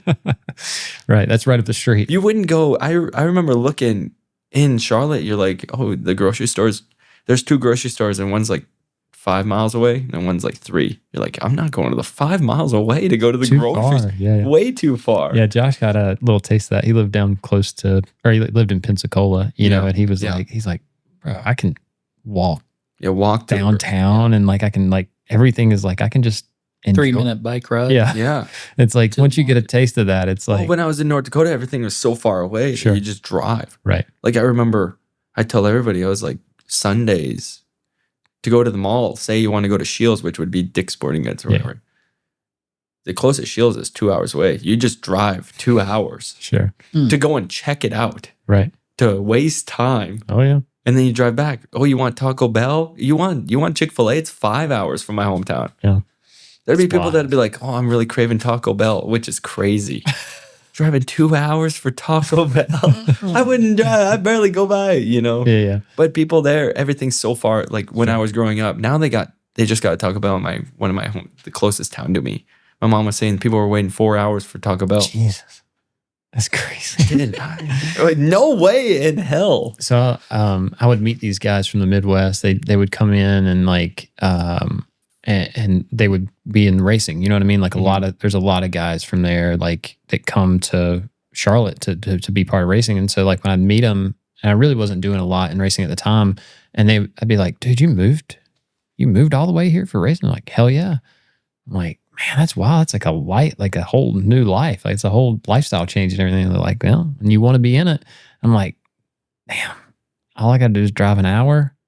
Yeah, I might have to get over this. I might have to just drive down there and do it. Like I can't, you know, like it's easy because it's like we're in this weird place. It's like my hometown has like a NASCAR days, right? So like once a year, like they have this whole festival and stuff. It's all like dedicated around NASCAR. So it's like we're in this weird place where it's like we're close, but we're just far away to where it's like to make a career shift into that. It's like it's just a weird place to get to. You know, it's like, and it sounds like you're making an excuse, like, you know. But like for me to up and move my family down to Mooresville doesn't make a lot of sense, right? But we're just close enough to where like driving 3 hours a day really doesn't make a lot of sense either. So it's like this weird like, but you know, once you get in with it, it's like who cares? Like the drive doesn't even bother me anymore. I don't even bat an eye at it. Like I just don't drive my car anymore, but I don't have to. Right, exactly. That was it coming from a town where I got my license at 14, right, in North Dakota. I was like in 8th grade driving to school. Which is wild to think about. Yeah. I was racing a race car and driving on, you know. Well, you said something earlier that was like you grew up like that. Like that was like you had to drive somewhere. So now being an adult, it's like the best thing ever. Well, it's so weird that I don't drive. Yeah, like you just walk. Because I slowly I went from Mooresville. I lived in Mooresville when I first moved down here. Then Cornelius, which if anybody knows, you know, you're right north of Charlotte. Right. And then now that I work for myself, I was like, I want to see what it's like to live in a city. Sure. I'm never going to get to do this. Obviously, it's not long term. Right. But I tell everybody, the apartment complex I live in probably has the same amount of people as my hometown, 350, you know. Whenever I'm at a bar, every bar that I'm at, I'm just like, there's more people here than there is in my hometown. You know, that's just a perspective that I put into everybody. That shit is wild, man. And then I go, Charlotte has more people in the city than my state, you know? Yeah. Yeah. It's very life changing. It You know, does, you look around and I'm like, gosh, how the heck did I live without this? We had a guy that came on the podcast. He was from Australia, and he started running numbers like that, like how there's more people in Texas than there is in the entire country of Australia. And it's like, what in the world? Like, that's such a weird, like, you know, you look at it on a map and you think, but then there are major cities that have Australia that have a lot. Yeah, a ton, right? If you're just looking, but then at everything else is just so small. Yeah, like there's nothing out there, right? Like there's just like it was funny. Like he pulled up the map and was like showing us like people here, no people. Yeah, that's why I say like it was great.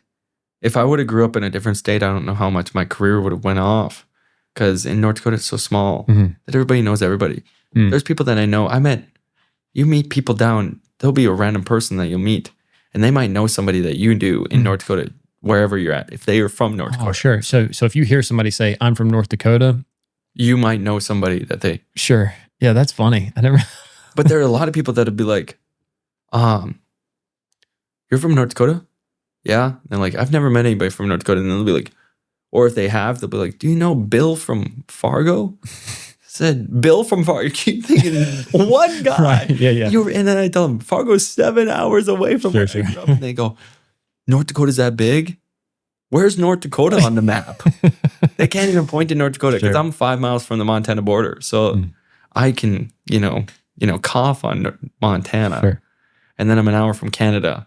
So I used to race in Canada every other week. Oh, that's so I was like Canadian and then North Dakota racing. But it's so small up there that, I mean, everybody knows everybody. Sure. Like everybody would know somebody. Like you'll go back and I can name my dad's name to somebody in that side of the state and they might know him or know somebody that he knew. Which here, it's so nice when you go out and not everybody knows who you are. So you can like reinvent yourself or be yourself. Sure. Either way. Yeah. Somebody hasn't heard anything from you. I'm in Charlotte. No one, So we talked about it a little bit earlier about how like we were talking about the precast thing and like you being able to be remote. So like realistically, you could be anywhere. Anywhere. Yeah. Yeah. And so is there any of that like you get? People thought I was when that happened, people are like, are you moving back to North Dakota? Right. Yeah, well, no, I'm not asking that. Yeah. Right. No, But like, I mean, if you think about like LA or Miami, I don't know. Yeah, I could have moved if like, I always tell people, I'm like, I love Charlotte. I love that we have the weather. And then there's so many people that I've met and the connections. Right. The connections. I guess you could move to, they say like Indy has good stuff. Yep. If you really wanted to. But I have no one that I even know that lives in Indy. For like my connections of anything, I'm sure you do. Well, I don't in do the racing connections. Maybe, yeah, but they are like all non-wing stuff up there and everything. Those aren't my sprint car guys are all over. Yeah, but then anything else, it's all in Charlotte. And most of the time, I'm just like, all my friends are here. I have so many connections here that are just good. Now you've got good customers in New Zealand and Australia. Is that Australia. Yeah, Australia. So I mean. There's some. They tell me to just go over there. I'm not going over. I'm not living over there. Well, have you ever been? No, they want me to. I was just talking to them. And they're like, yeah, come over. I have to pick a time. When they want me to go over, it's like one of the weird busy seasons because like their big races, some are in like December, but then that's like Chili Bowl time for me, which is a hit or miss. You never know how many people are going to go through me for Chili Bowl. Really? Well, yeah, because some people just get a ride. Or some people, I mean, I don't even know how many Chili Bowls I did last year. Not very many. But like 2-3 years ago, I was doing like 8. Yeah, I was going to say, I would think they don't sell. Like a lot of the guys don't really sell very good there, they say. So I do like Larson. And then I didn't even do Larson's Chili Bowl. I did Logan Seavy's for the Swindell Speed Lab one. Mm-hmm. Are you saying? I do 2 of them because I do one for Speed Lab and then one for Logan, so they can sell them different. But yeah, but like throughout the year, is it like that with like say like the Dome or something? Like, is it like? Oh yeah, the Dome's all hit or miss. I've done a lot for the Dome, and then like last year I didn't do very many. Gotcha. And then like World 100 this year, I did the least amount I've ever done. But my sprint cars keep going up everywhere. Gotcha. So like all the World 100 and everything else has just been covered up with Australians. So like those are just a big market that was like untapped, and then they just keep coming. I just messaged one today that was like, hey, I want you to do more stuff. Sure. And they order in the bulk. So they're ordering multiple designs and that just fills up my schedule. Gotcha. And so is that customer retention, is that like a huge thing for you, like keeping good? Yeah, I try to keep them on a whole scale. Like I do one-offs, like 1 t-shirt design a year for some people. Yep. But like a lot of my clients are getting more than 3. Okay. I would say. Yeah, I would say, because like when you see these guys set up, like we talked about it earlier a little bit. I think like Bobby does a good job of like staying on top of his merch and like. Yeah, they'll have like 13 designs. Yeah, I know. Now imagine you got to do like, if you're the only designer for them. Like that's a late model world. Sprint car world is so much different. Sure. They'll do like one big, like they're going to Knoxville. They're not getting, most people, they're not doing more than 1 or 2 t-shirts. Sure. New. But at World 100, the late model guys, there was people with six new t-shirts. Right. So I would assume, And I couldn't do all that. That'd be impossible. That'd be like, okay, we got one whole week, 2 weeks of doing, random Bobby Pierce or Brandon Shepard t-shirts. Right. Would that, so, can you see a world where like your brand is, big enough or prestige enough to where it's worth it to them to use you for one and then maybe use the resource for 5 others? Because that's kind of where I see it. Yeah, that's what most people do. That's what I figured. So like, I'm lucky enough that a lot of those guys too, if it's a big enough event, like Knoxville, I don't do very many people's throughout the year, like some of the guys, touring guys. But if it comes to Knoxville, like they'll ask me to do their Knoxville t-shirt and I'm like, yeah, I got the big one. Right, exactly. Yeah. Like that. But then they think something's crazy. Like I was telling, I did the one that's a transformer. It's like Brent Marks and he's like ripping up another car. Josh, can you pull that up if you get a chance? So I'm thinking, I looked at it, Bailey texted me and she's like, hey, we want you to do our Knoxville t-shirt. I'm like, okay, cool. I haven't done Brent Marks stuff since I was at Kane. Sure. And then I go and look at the email when it comes up. I'm like, oh, this isn't even a race car t-shirt. This is like what do they think I can do? Like a personal brand type? Well, no, it's just in there. They're like, we're thinking Bumblebee ripping apart a sprint car and the car is doing, and I'm like, these guys think I can draw whatever. Right. Yeah. And I'm coming from, man, I'm going to look cool doing. Oh, that is sick though. Yeah. But I thought it was just going to be a standard race t-shirt. Sure. And I was all pumped to do a standard one and I ended up doing this. So then I'm like scared that I'm not going to deliver. But it ended up going well. Oh yeah. No, that's clutch. God, look at that. That 19 car is actually Kyle Larson he junked his car like 2 weeks before somewhere. And that's just an image of that. And then I had to convert all the body panels and everything. Sure.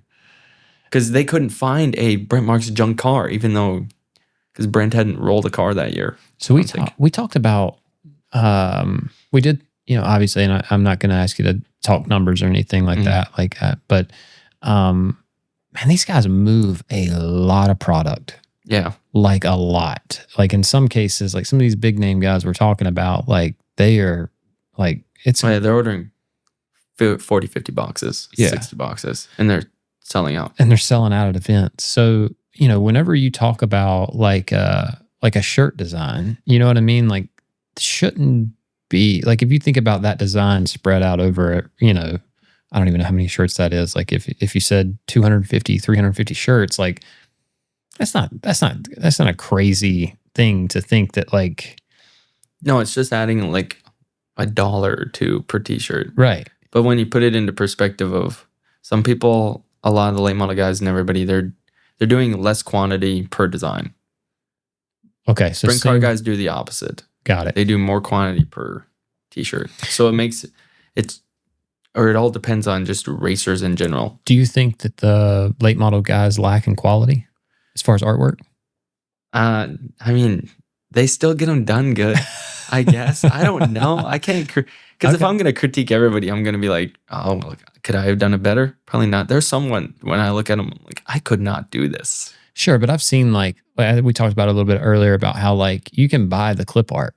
Yeah. Like when they're done by that, yeah. But a lot of the other ones, I know that they're done by other artists that I know. Oh, okay, and then I'm just like, and then I have to determine if this guy's, because a lot of artists sometimes do too many, and then some are just shipped in, which I probably, they could probably say the same about me, that when you're doing so many of the same thing, or you're like rushed, or you're doing 6 a week. Some people do 6, 7 a week, which is way too many in my opinion for myself. I could never do it. So what's a good week? What's a good number? 4, and that's a good week. Yeah. Like I'm standard. I hold myself to a standard of 4. Okay. If I ever do 5, that's insane. It's just too much. Yeah. And if I do 3, I'm like kicking myself that I'm lazy. So do you ever I'm late. Yeah. Do you ever get do you ever catch like a break on one just goes really quick and then maybe you'll tack on another one? I'll make sure that it doesn't take quick, I guess. Really? Because I'll just sit there and if it happens so quick, I'm like, it should not happen that quick.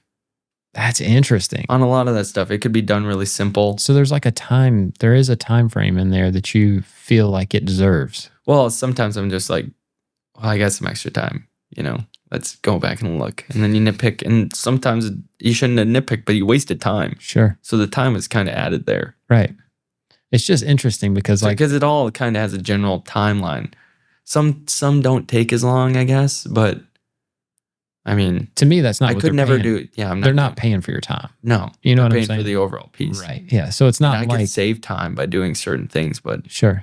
realistically, I mean, cutting down on time, there's only certain things that you can cut down on. Sure. Before Unless- you sacrifice quality. Yeah. Right. Like you could obviously sit down behind a computer and throw something together in 30 minutes, Yeah. probably. Or like I could start just reusing. Right. Like a lot of people reuse. They'll like body panels on a lay model are the same. You could reuse a lot of cars. And you don't. And then it just saves. But my whole thing is like you send me a photo of your car, the one that you want me to draw, and I will draw that photo. I try to. Unless it's terrible quality. And Sure. then I'll show you the one that I'm gonna draw. Right. Okay. But most of the time, because that's all, I could, if they really want it quick, I could do that. I could like use another car that I've already drawn, somebody else. But I try not to, ever. So what is it? How do you feel like that? Do you feel like that limits your business a little bit long term Yeah. for scalability and stuff? I mean, like mine's already so limited with my last name. I always tell people, because people will always be like, how do you scale from here? My accountant was telling me, how do you scale from here? I'm like, well, I could hire people, but the problem is that I have a certain style, and there's people that have tried to teach. They're just not my style, and I also don't want them to copy my style, because if they do, they're not going to grow either. that? Right. And then they will go, if they're not fully working for me, they're going to go through some other place, and then next thing you know, they're going to have those impact t-shirts or, R&R. They're going to have the same exact background as what I just made for my guy. Sure. So what is that? I mean, you said it earlier about how, you want room for growth and you want to be able to, you don't want to hit that ceiling because you're going to get complacent. So what does that look like? I don't know. I think it's just bringing up the whole market of how much art should cost and how much value it brings and how much we can bring with the value. Sure. Same with vinyl and everything. The product stuff goes up. Cost Sure. of living goes up. 100%. Everything else. Yeah. You can't stay the same at everything. Their t-shirt prices went up. They're not selling them for $20. They were $20 when I was in high school. Yeah, they're 40 now. They're depending on the driver. Sure. All of them have an agreement that they're like 30 to 35. Okay. But sweatshirts or whatever, Yeah, they're they have to make a price. They're going down the road too. It all makes sense. But if somebody's cutting their price, I want to live too. right. Yeah. And I want them to respect me enough to where it's not just, they want all the money and they don't want anybody else in that whole tree of events, Sure. from the screen printer to me to, whatever, to be losing money. So in order to do that, you need good clients Mhm. that are selling merchandise. Yeah. And so we talked about it a little bit earlier with Blackbeard Mhm. about how his style has been impacted by obviously working with some of these big corporate brands and stuff. And so people could look at his artwork and be critical and be like, oh, it's kind of, it's becoming this clean cut, like corporate look. And like, is that, so it's like, how do you avoid your customers starting to dictate what that style looks like? You know what I mean? Mhm. I think they send, like right now, we're in the retro era. Sure. So many people. Yeah.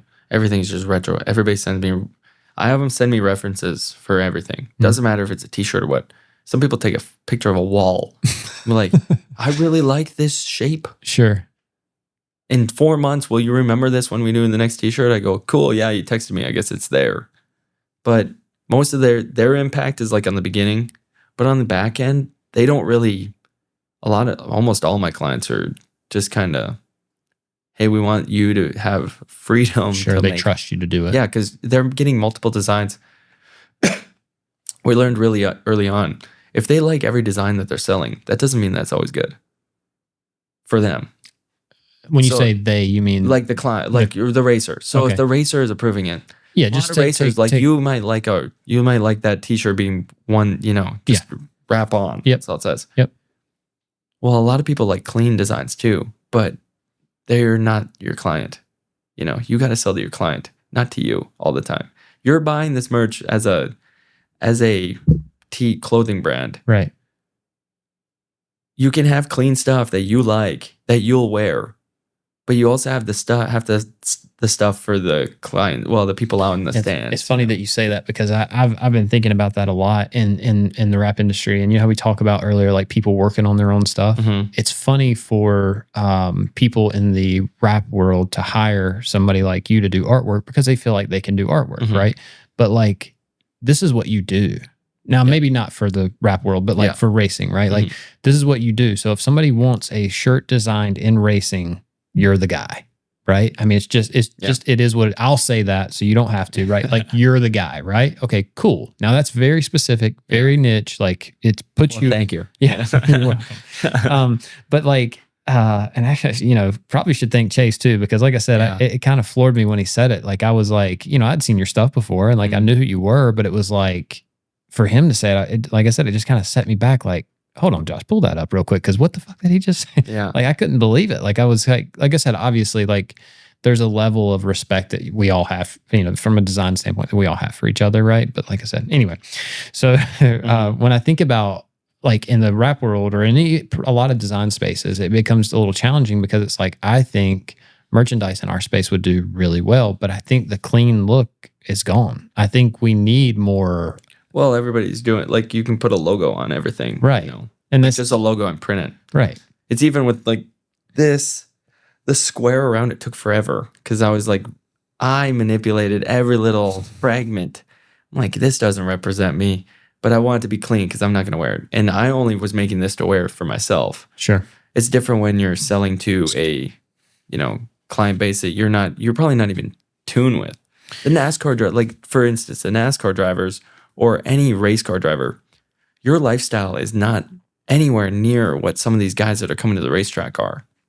They're common blue collar worker, or they like neon, they like fluorescent pink. I'm not gonna wear a fluorescent pink t-shirt. Right.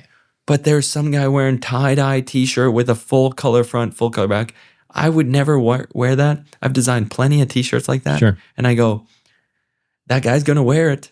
So tell me this, if you were going to make a merch store and you were going to sell merch to your Discord people, are you more likely to sell that shirt, or would you design something more of like what you're saying, like they would buy that, you know, Well, you'd have to fit. Yeah, you can't just base it off of what you like all the time. Because if you do that, you're building a store for yourself to buy. right, You know? right, You're not even looking at. You're so broadened on your head right, of thinking you know everything or what's gonna sell. sure, But that's not always what sells, because there's times where, I mean, I'm sitting there being like, that is ugly. sure, And I will always, to be honest, Bobby Pierce they make these sublimated hoodies at racetracks for these late model drivers. Yeah.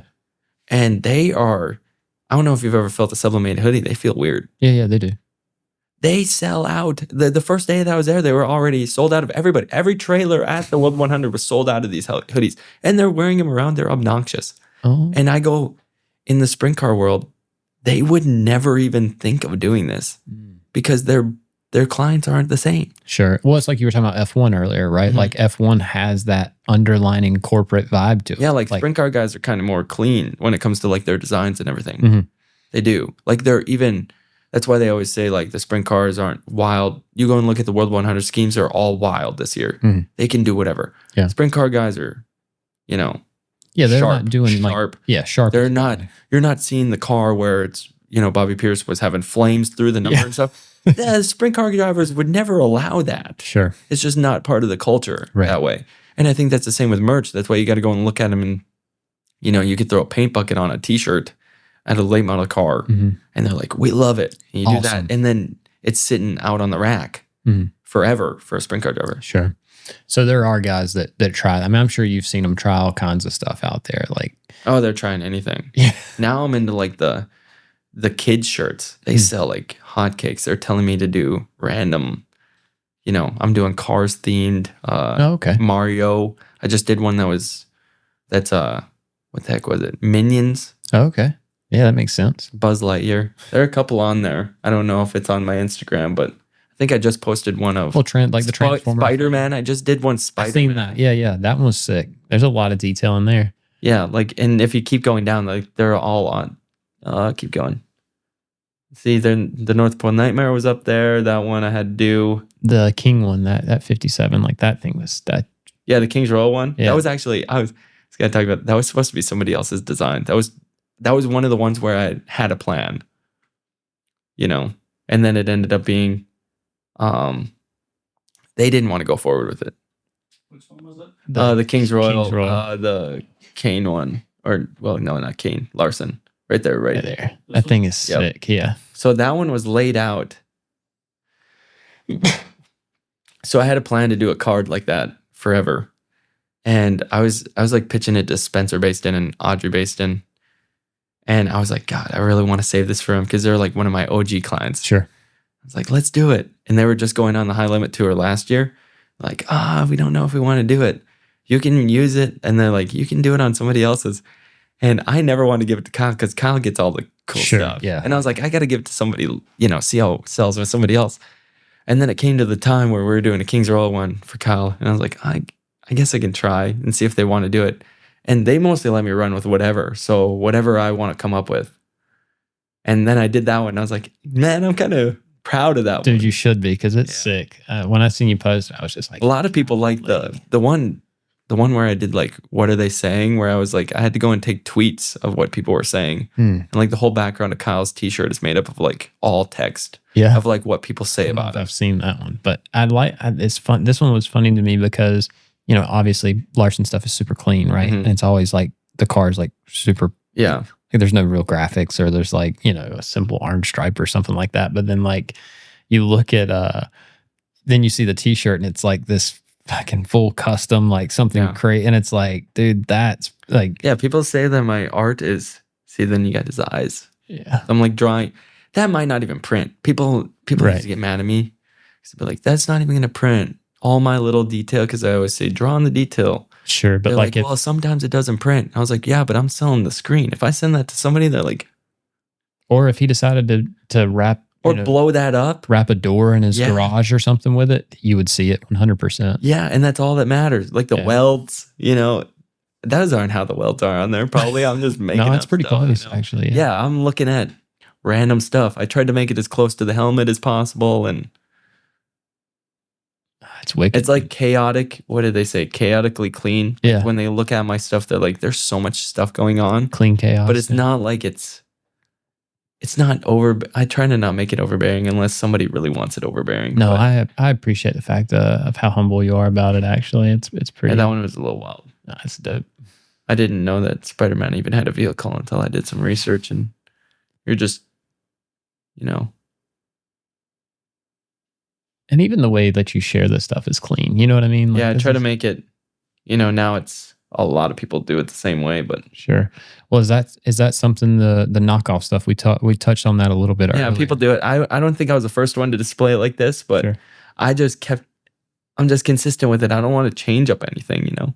That's a Kaboom card where it's like a limited edition. I have seen you drop in some photos of you, which is kind of cool. It kind of shows, you know. Well, I try to showcase who, you know, I'm going to an event, or I was here and this is my life. Yeah. I'm a personal dude outside of my. Yeah, and it's not like you're not like. No one knows who some of these artists are. Exactly. Like we were talking, you know, no fault on Sean, you know, at Blackbeard, but no one really knows what he looks like. And maybe Sean doesn't like to do that. He doesn't want to be in the limelight, maybe. Sure. But So if he walked through our front door, I wouldn't know who he was. Yeah, like a lot of people don't want to be in the limelight either. Sure. But I want people to know who my face is, so when I'm walking around at the racetrack, they can come up to me and have a question. Oh, that's him. Oh, that's the guy. Yeah, it's huge. I shouldn't just have to wear this all the time, because sometimes I don't wear that to the race. Yeah, there's the That's neat. Woody. Yeah, it is. That's sick.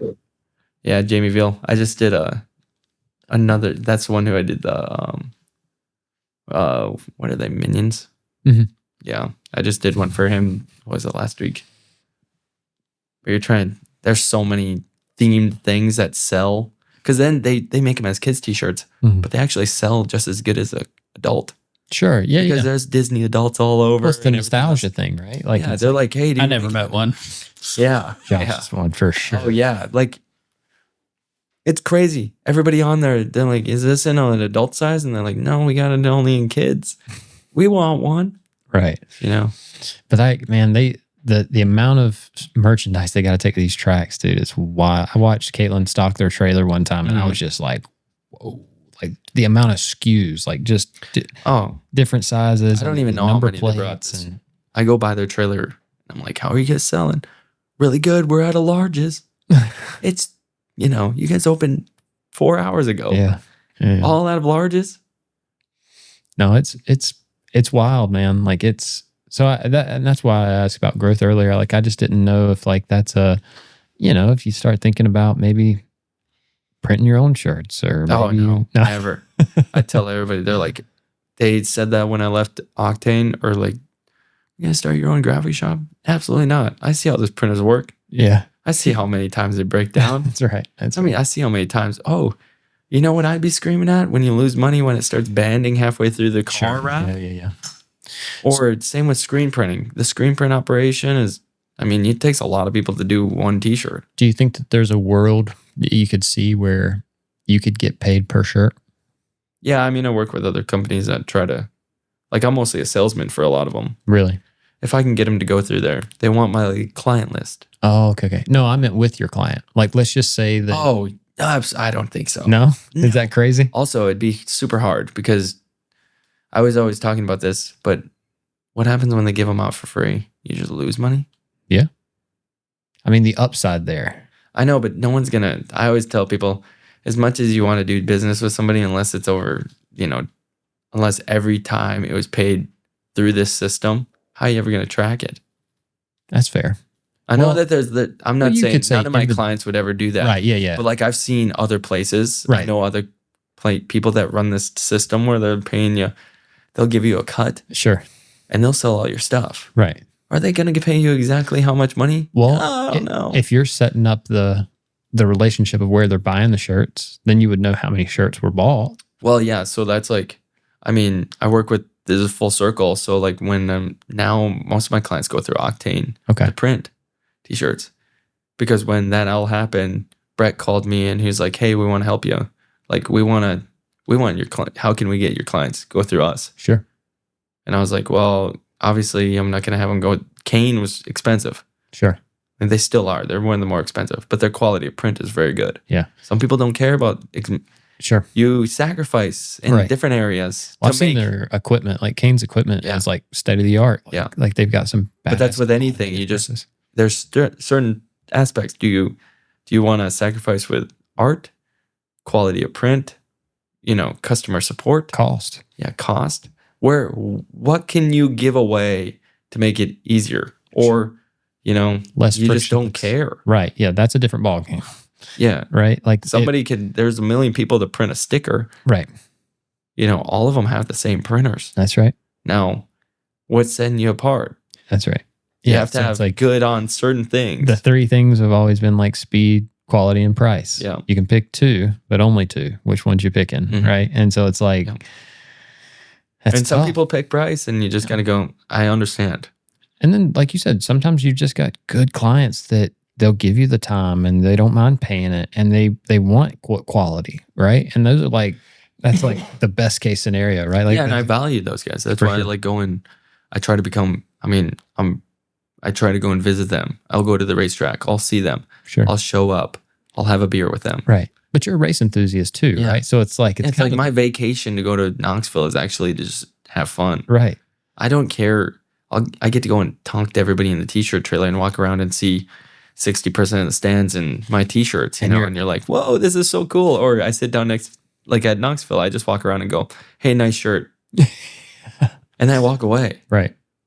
Or they go talk to the guy. I'll be sitting next to him in the stands and be like, hey, I like your shirt. He's like, yeah, big Bill Baylog fan. I'm like, I designed that. Yeah. I was like, no way. And then I was signing a t-shirt for a Kyle Larson fan. It was really awkward. That was they're cool. they're like saying, hey man, you want to sign this? I'm like, oh, okay, sure.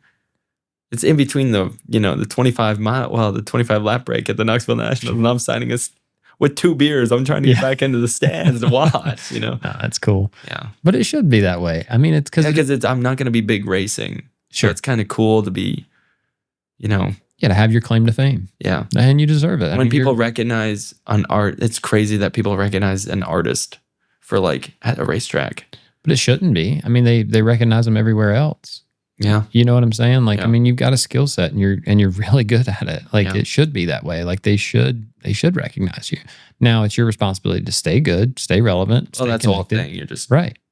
That's why I'll go and look at other t-shirt trailers, go and ask, find out what their flaw. Like everybody's got a problem. No, For sure. even my clients, they all have stuff, but I got to work on trying to, minimize those. Sure. And then also finding out what other people are complaining about and seeing if I can solve their problems. Sure. Because we're all here I want every, the racer, I want them to turn their model into, they shouldn't care just about racing. They got to care about their brand. Right. That's why I just did Days and Pursley's new logo, but I was talking to them about their stuff. And I'm like, he races like 5 different cars. He has to have a logo for himself Right. Yeah. to recognize where it's just him. This is him. And a lot of people they're like, oh, well, whatever. So Kyle didn't have a logo, and then Reno made his logo at Kane. Mhm. And now the KL is on everything. everything. Yeah. And it is a brand. Oh yeah. You can wear I like that. I was telling him, it doesn't need your number. It doesn't need any of that.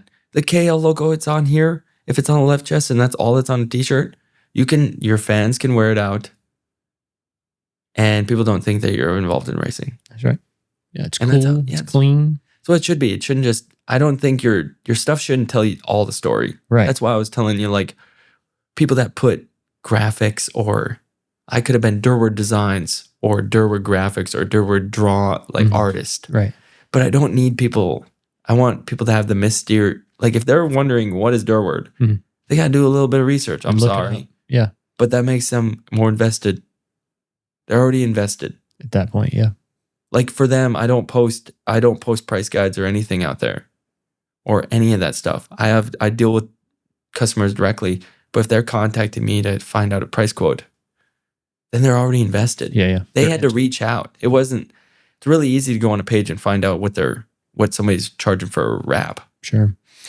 Or they don't have to ever contact you and you lose the service before you even talk to them. So earlier we talked about Dan Antonelli a little bit Mhm. and how, like, obviously, like, I thought it was pretty cool. You knew who he was, right? Yeah. Because in our industry, like what he's doing is completely different. Like he's setting himself. Oh, he's aside. rebranding every HVAC team in America. Correct. Like He is. everything. Everything. There's some in Charlotte. I was I like know. seeing the little guys. And you know it when you Yeah. see it. You're like, Yeah. no, Either that's a good that or charge. it's a ripoff. That's right. Yeah. But for an artist, generally you can Yeah. you can tell. You can look at it and go, oh, that ain't it. Or that one looks good.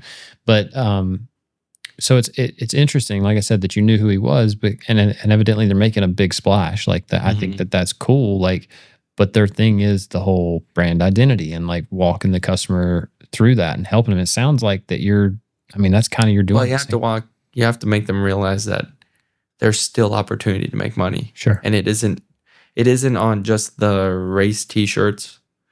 I think every person you have to accommodate to everybody. When you're bringing in a boutique Mm-hmm. to a racetrack. Sure.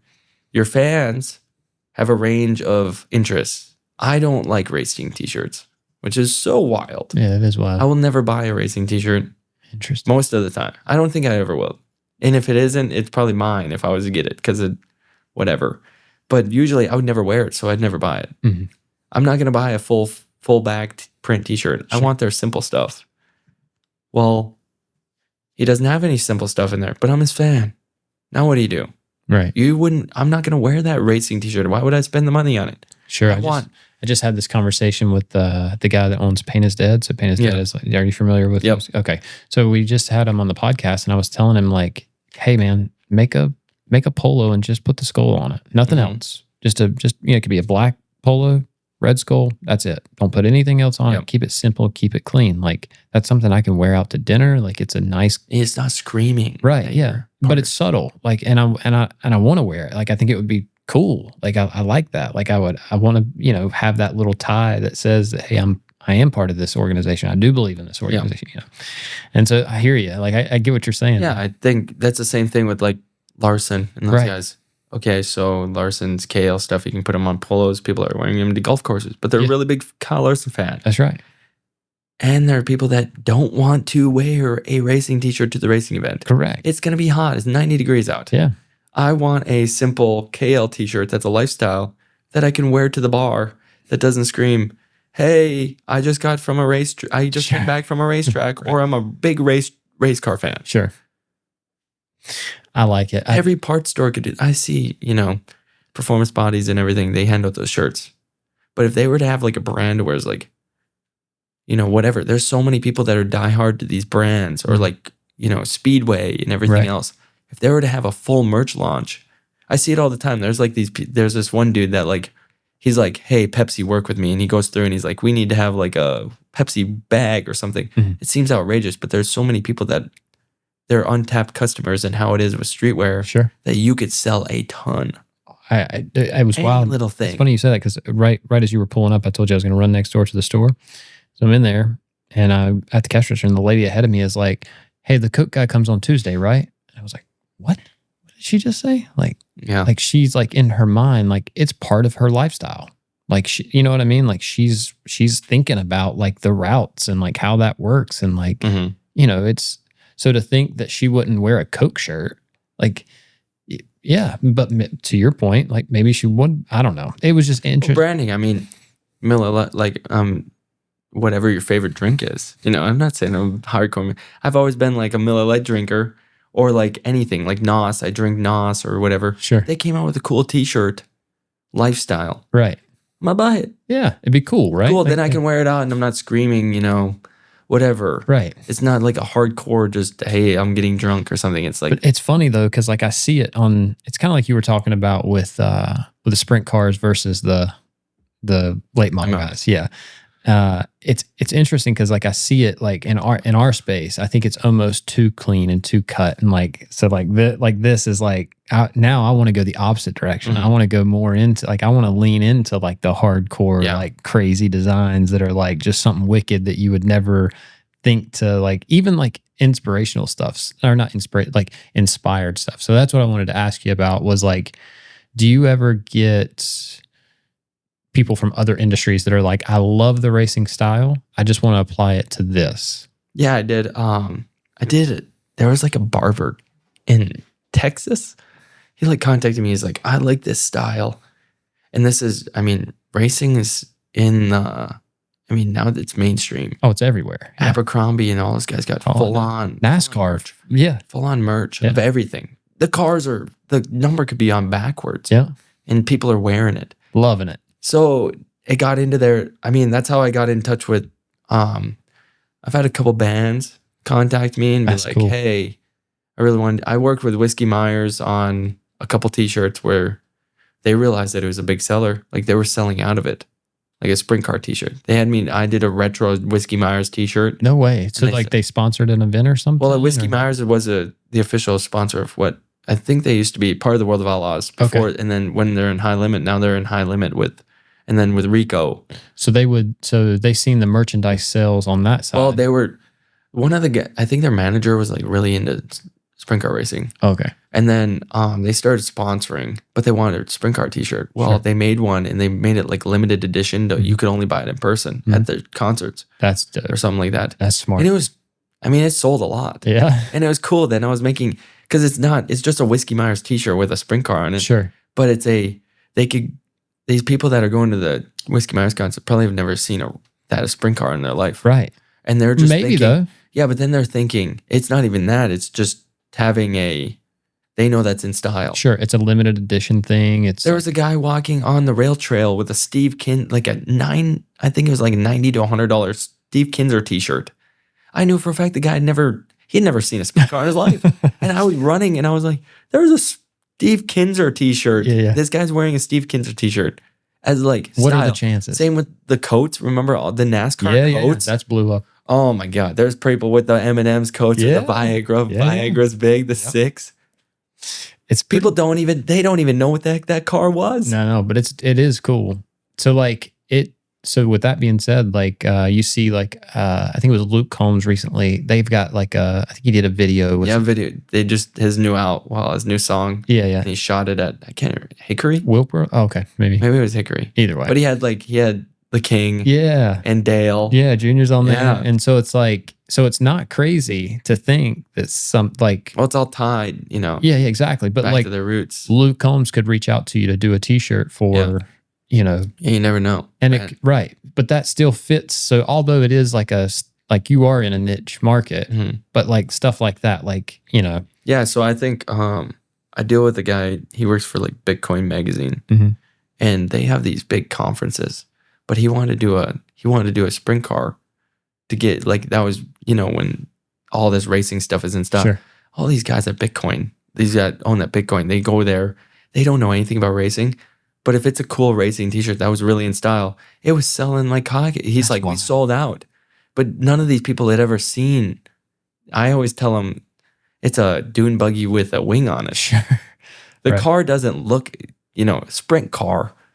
Like, I don't even know how to describe this thing that I draw most of the time. Right. It's not a NASCAR. It doesn't even look close. No, and it's funny because like trying to explain it, like I don't know that I've ever had to try to slow down enough to try to explain that to somebody. Yeah. And I don't know what I would say. Like it is, it's a funny thing. Yeah. Like, And I guess like I do Tony Bredinger's stuff for all of her stuff. And that's where, that's all pop culture. Sure. She's a pop culture icon. right, yeah. And I saw the other day, it was like on some girl's post. And I went and looked and I was like, man, this girl's got 1 million followers. She's wearing my t-shirt. That's on awesome. a private plane. Yeah, that's dope. Being like, I'm repping Tony B. I'm like, okay, cool. Especially when like I was doing a Raising Kin stuff and that's got to be by, what is his name? Todd Graves, the guy that owns it. Yeah. I'm like, that's kind of cool. Yeah, no, that is cool. Put my stuff in your store, like, that'd be cool. That's my whole goal is to like, I think it'd be cool. You go to Raising Cane's and my car illustration is on the thing. Front window or like even like, I'd be living. yeah. So like that's cool. So there is a little bit of that you're into too then. Yeah. Like being able to reach outside of racing, but like yeah, I'm open to whoever really contacts me. Really. So what's the easiest way for them to They just DM me. really just hop on Instagram? If they email me, depending. Some people get my number somehow. Yeah. But that then, word of mouth, right? Yeah. And that's the name of the when game. they DM, like most of my stuff is Instagram DMs. Most of the time, they'll message me and they'll either do that or find out my email, which is all on my page. Usually, they're just contacting. So we talked about India a little bit. You mentioned that being a hot market. Yeah, So I got a homeboy up there. His name's Brad Felty. Yeah, Brad Felty. you happen to know him? He's an installer. So he does like all the IndyCar stuff. Like he worked at Andretti for a while. And so like he was the in-house guy and now he's got like deals with everybody. So like Chase, like when me and Chase were talking about it, he knew who Brad was because he was wrapping Haley's car, right? Like Brad's the guy up there. So if you ever look for a contact up there, if you need one, let me know. Oh yeah. Yeah. But I make it a point on each episode. So when he comes on, or when he came on, it was late. We were wrapping a car the next morning. And so he was tired, dude. He was beat tired. As soon as we got up and walked out of the Oh, is that the one that was like, I didn't shout out my wife? I didn't shout out his wife. So I'm trying to make it a point on every episode to shout out Brad Felty's wife. But I also like to take that time too to just ask you like if there was like anybody that you want to give a shout out or anybody that like I don't know. I get it. Yeah. My parents. Sure. Yeah. Well, and My it should. parents. Yeah. No. Yeah, I guess I don't know. Everybody that helped. Yeah. I mean, there's so many stories to like how I got here, For sure. or people that actually like bet on me. They didn't have to. For sure. And it just so happened that like all cards that like every door that closed, it just kind of reopened. Right. And I don't know if that's luck. I tell a lot of people I lucked out. I was in the best case scenario for everything for these things to happen. And I don't know if it would have happened if it was happened a year after or whatever. That's why I don't think people can't really chase. I don't want people to chase exactly what I'm doing. Sure.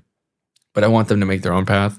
It's the same with art. So Miller Decals, they're one of the largest wrap shops in the nation. They just built this badass training facility that's like also a wrap studio and everything. But Jim's been doing it for 40 plus years. Like he's kind of like the godfather, right? But he's got a quote in his, I think normally he puts it over the door because he's had 2 shops now. But it says, the harder you work, the luckier you get. Right. So it's like, as soon as I hear somebody say, man, I've just been so lucky, it's like, no, you've been working your ass off. Right. Yeah. But there's so much, I think like I was telling you, Mhm. people that say that they're just gonna, how are you gonna become me? Yep. Or people that want to look up to me. Yep. How are you gonna become me? Well, I'm gonna work harder than you. Okay, well, working hard doesn't always get you everywhere. For sure. Right. And I think there is a bit of luck. has to be. And there has to be luck, or you're right place, right time. Well, right. But I mean, you've got to go to the show, right? You don't go to the show with that guy. You don't meet the guys at Octane, right? So it's like, I don't even have a job You don't after even have my career ends. Right. But My that's, career ends real early. but that's what I mean. Like, You know? so is it luck that they were at PRI? I don't know. It was man. luck that I talked to them about t-shirts. They ended up helping me teaching me how to t-shirts, and then I left them. Was it because you had the experience from college where you were already doing the t-shirt thing? So the t-shirt thing's on your radar. You want to work in racing. So it's not a huge stretch to think. Yeah, like, it was all, but they all undermined. They all helped me build to where I don't work for them anymore, which is, I think, is kind of cool in the sense of, I guess if anybody outgrows a company, they probably should do it on their own, and you can't really be mad about it. well, if you told me that you had bad relationships with those people and you didn't, you know what I mean? Mhm. Like, I might agree with you, right? Like, I might be like, you know what, you're right. But it takes a certain amount of work and respect for colleagues to be able to say, because we've had plenty of guys that worked for us. They went out and started their own company. We don't talk anymore. Not necessarily because I hold anything against them. It's just like, there's a way to do it, to be respectful and to understand and work with one another. And that requires some, internal fortitude. It requires you to be a decent person. And,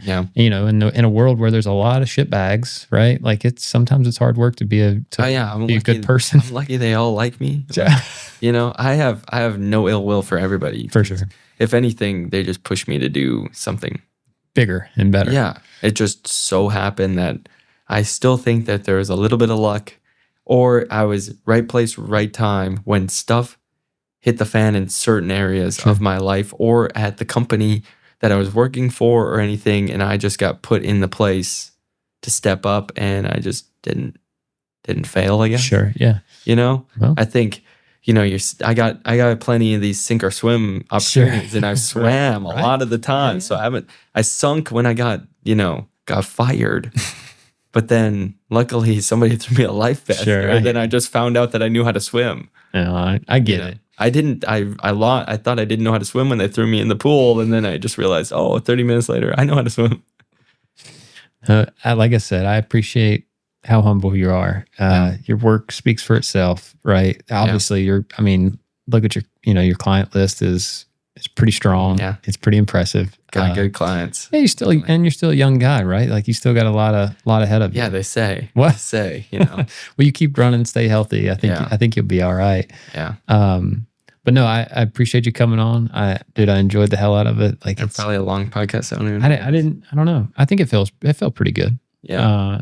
I think we hit on the good stuff. So yeah. But I'm looking forward to, like I said, doing some of the precast stuff with you. I think that's going to be fun. I think we'll get into the weeds there. And hell, you're close enough. Well, come back. I know. We'll do another episode. No, it's not that far. No, it's not. And it's, I was just talking. I haven't even been up this way ever. Really? I think.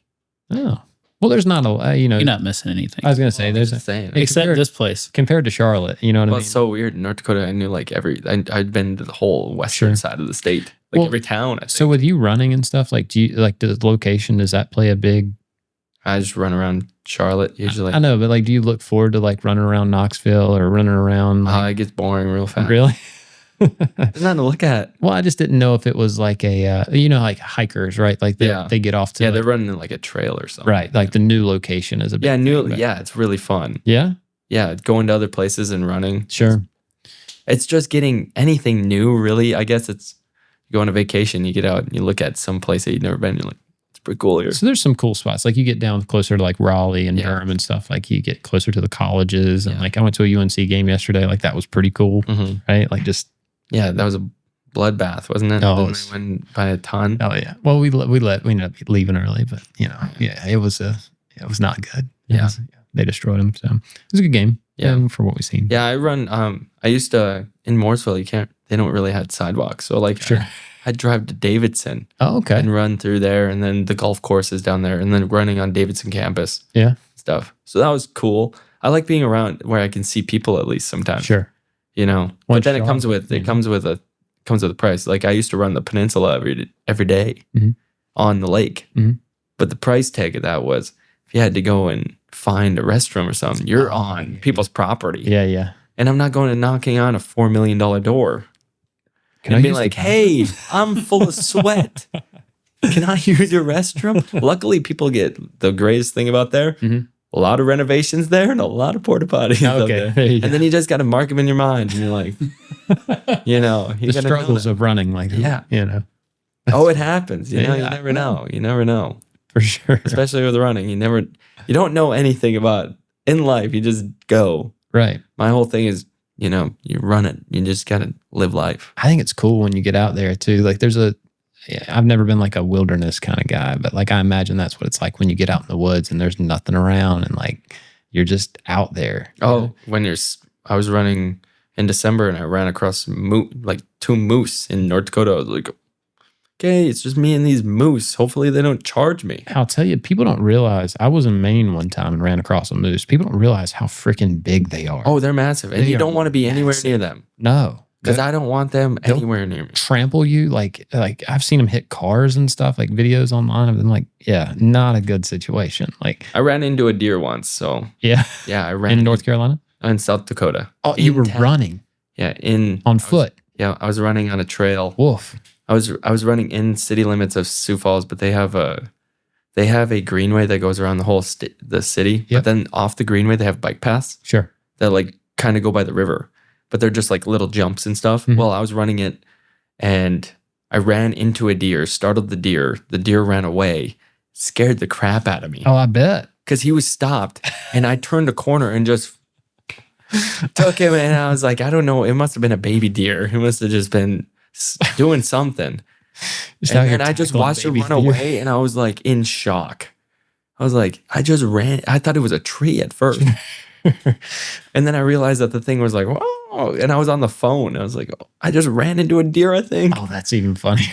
Because some deer, they're not intimidated. They'll be like right to me and you. Right. They will not move. I had one run into the side of my car one time. Just run right. Mooresville, I've lived in North Dakota my whole life. Yeah. Never hit a deer. Go to Mooresville in the industrial park. I stopped, and 4 deer ran across the road, and I stopped for them. One of them decided to jump over my car, didn't make it. Yeah. Clobbered the front end. Oof. This Yeah. car? Yeah. Yeah. And I'm sitting there like, I've never ran into a deer in North Dakota. I got hit in city limits Yeah. by a deer. I think the deer here are like kind of like sensitized to it or something. Like they're like, they don't even think about North it. Like, Dakota happens all the time. There's deer all over. Like when you're driving, you see deer all the time. really? So it's like, okay. There's I would those just- plains, but there you can see them run for 5 miles away across the thing. And they're like, Yeah. "Come Here on, they'll dude." just pop out on you. Yeah, here you got way too many trees. It's cool though. It makes for good scenery. Yeah. You know? Keeps the, Yeah, that's why I like it. I like trees, and like the fall is so nice here. yeah, for sure. You go to North Dakota, and it's like, I mean, they're already getting down in the 30s. So like, do you take advantage of like the mountains and the beach? I haven't been out of the city. If I do, I fly. Yeah. The weird thing is Like Asheville? Like if you considered Asheville? I've been there one time. Okay. I want to go up there. I really want to go there during the fall. Yeah. Yeah. And Like then get a the- cabin. And then the beach, like go down to like, Been to all the beaches. Yeah, okay. Yeah. They're pretty nice. yeah, some of them are pretty trashy. Well, our North Carolina beaches aren't as nice. Yeah. But if you go like further south, I've been to Hilton Head, and it's okay, kind of yeah, nice. Hilton's nice, yeah. But like Myrtle is kind of trashy. It's not Dirty Myrtle. Yeah, is it's not. everybody that comes down, they're like, I heard Myrtle Beach, and it's like, I'm not going to Myrtle Beach. If you're coming down here, flying down here, we're not going to Myrtle Beach. Yeah, yeah. Like Wilmington's nice. I don't know if you've been to Yeah, Wilmington. yeah, Wilmington's It's nice. good. But yeah, it's good. Yeah. That's good that you're taking advantage of some of that though. Like, Yeah, I try to travel. I mean, soak it in. the thing is now that I work for myself, it's like, if I'm going to travel, I might as well fly out of here. Sure. Yeah, yeah. Yeah, it's the Unless time. you get a group together, you have to get a group to go most of the places. So Sure. Well, I see you posting when you post your stuff. I mean, it seems like you got, and I was going to say that earlier, like it's cool. Like your boys are designers too. You know what I mean? So like your homies are like, yeah, even I got a whole clique of homies that are, my friends that live here that are designers. yeah, it's cool. Like our 3. And then I also have my whole different people that don't know, like my runner friends, they don't know anything about racing. Yeah, yeah. Like you couldn't talk to them And I about love design that. or racing. I Yeah, love that they don't understand because I don't understand their jobs either. for sure. Yeah. My It's buddy's probably cool. Yeah, my buddy's going to be a doctor, and he's like talking to me about it. Like, I have no clue what the hell you're saying.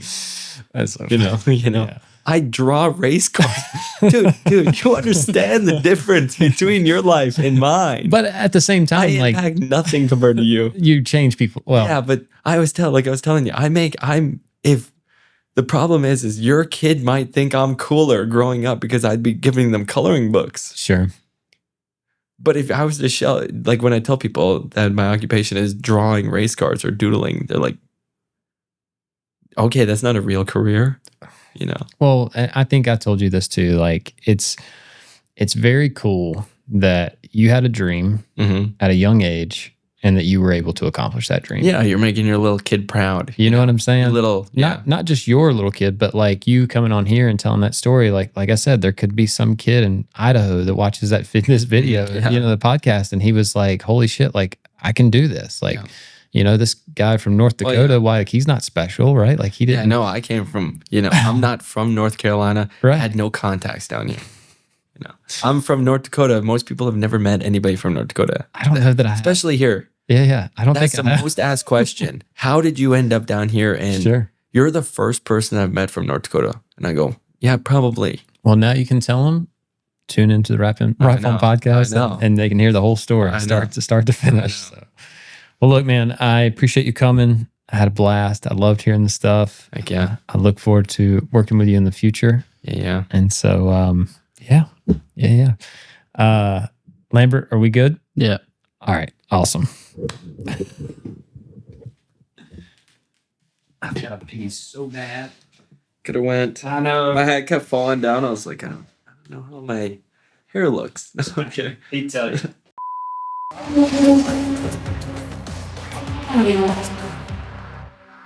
All right, let's go.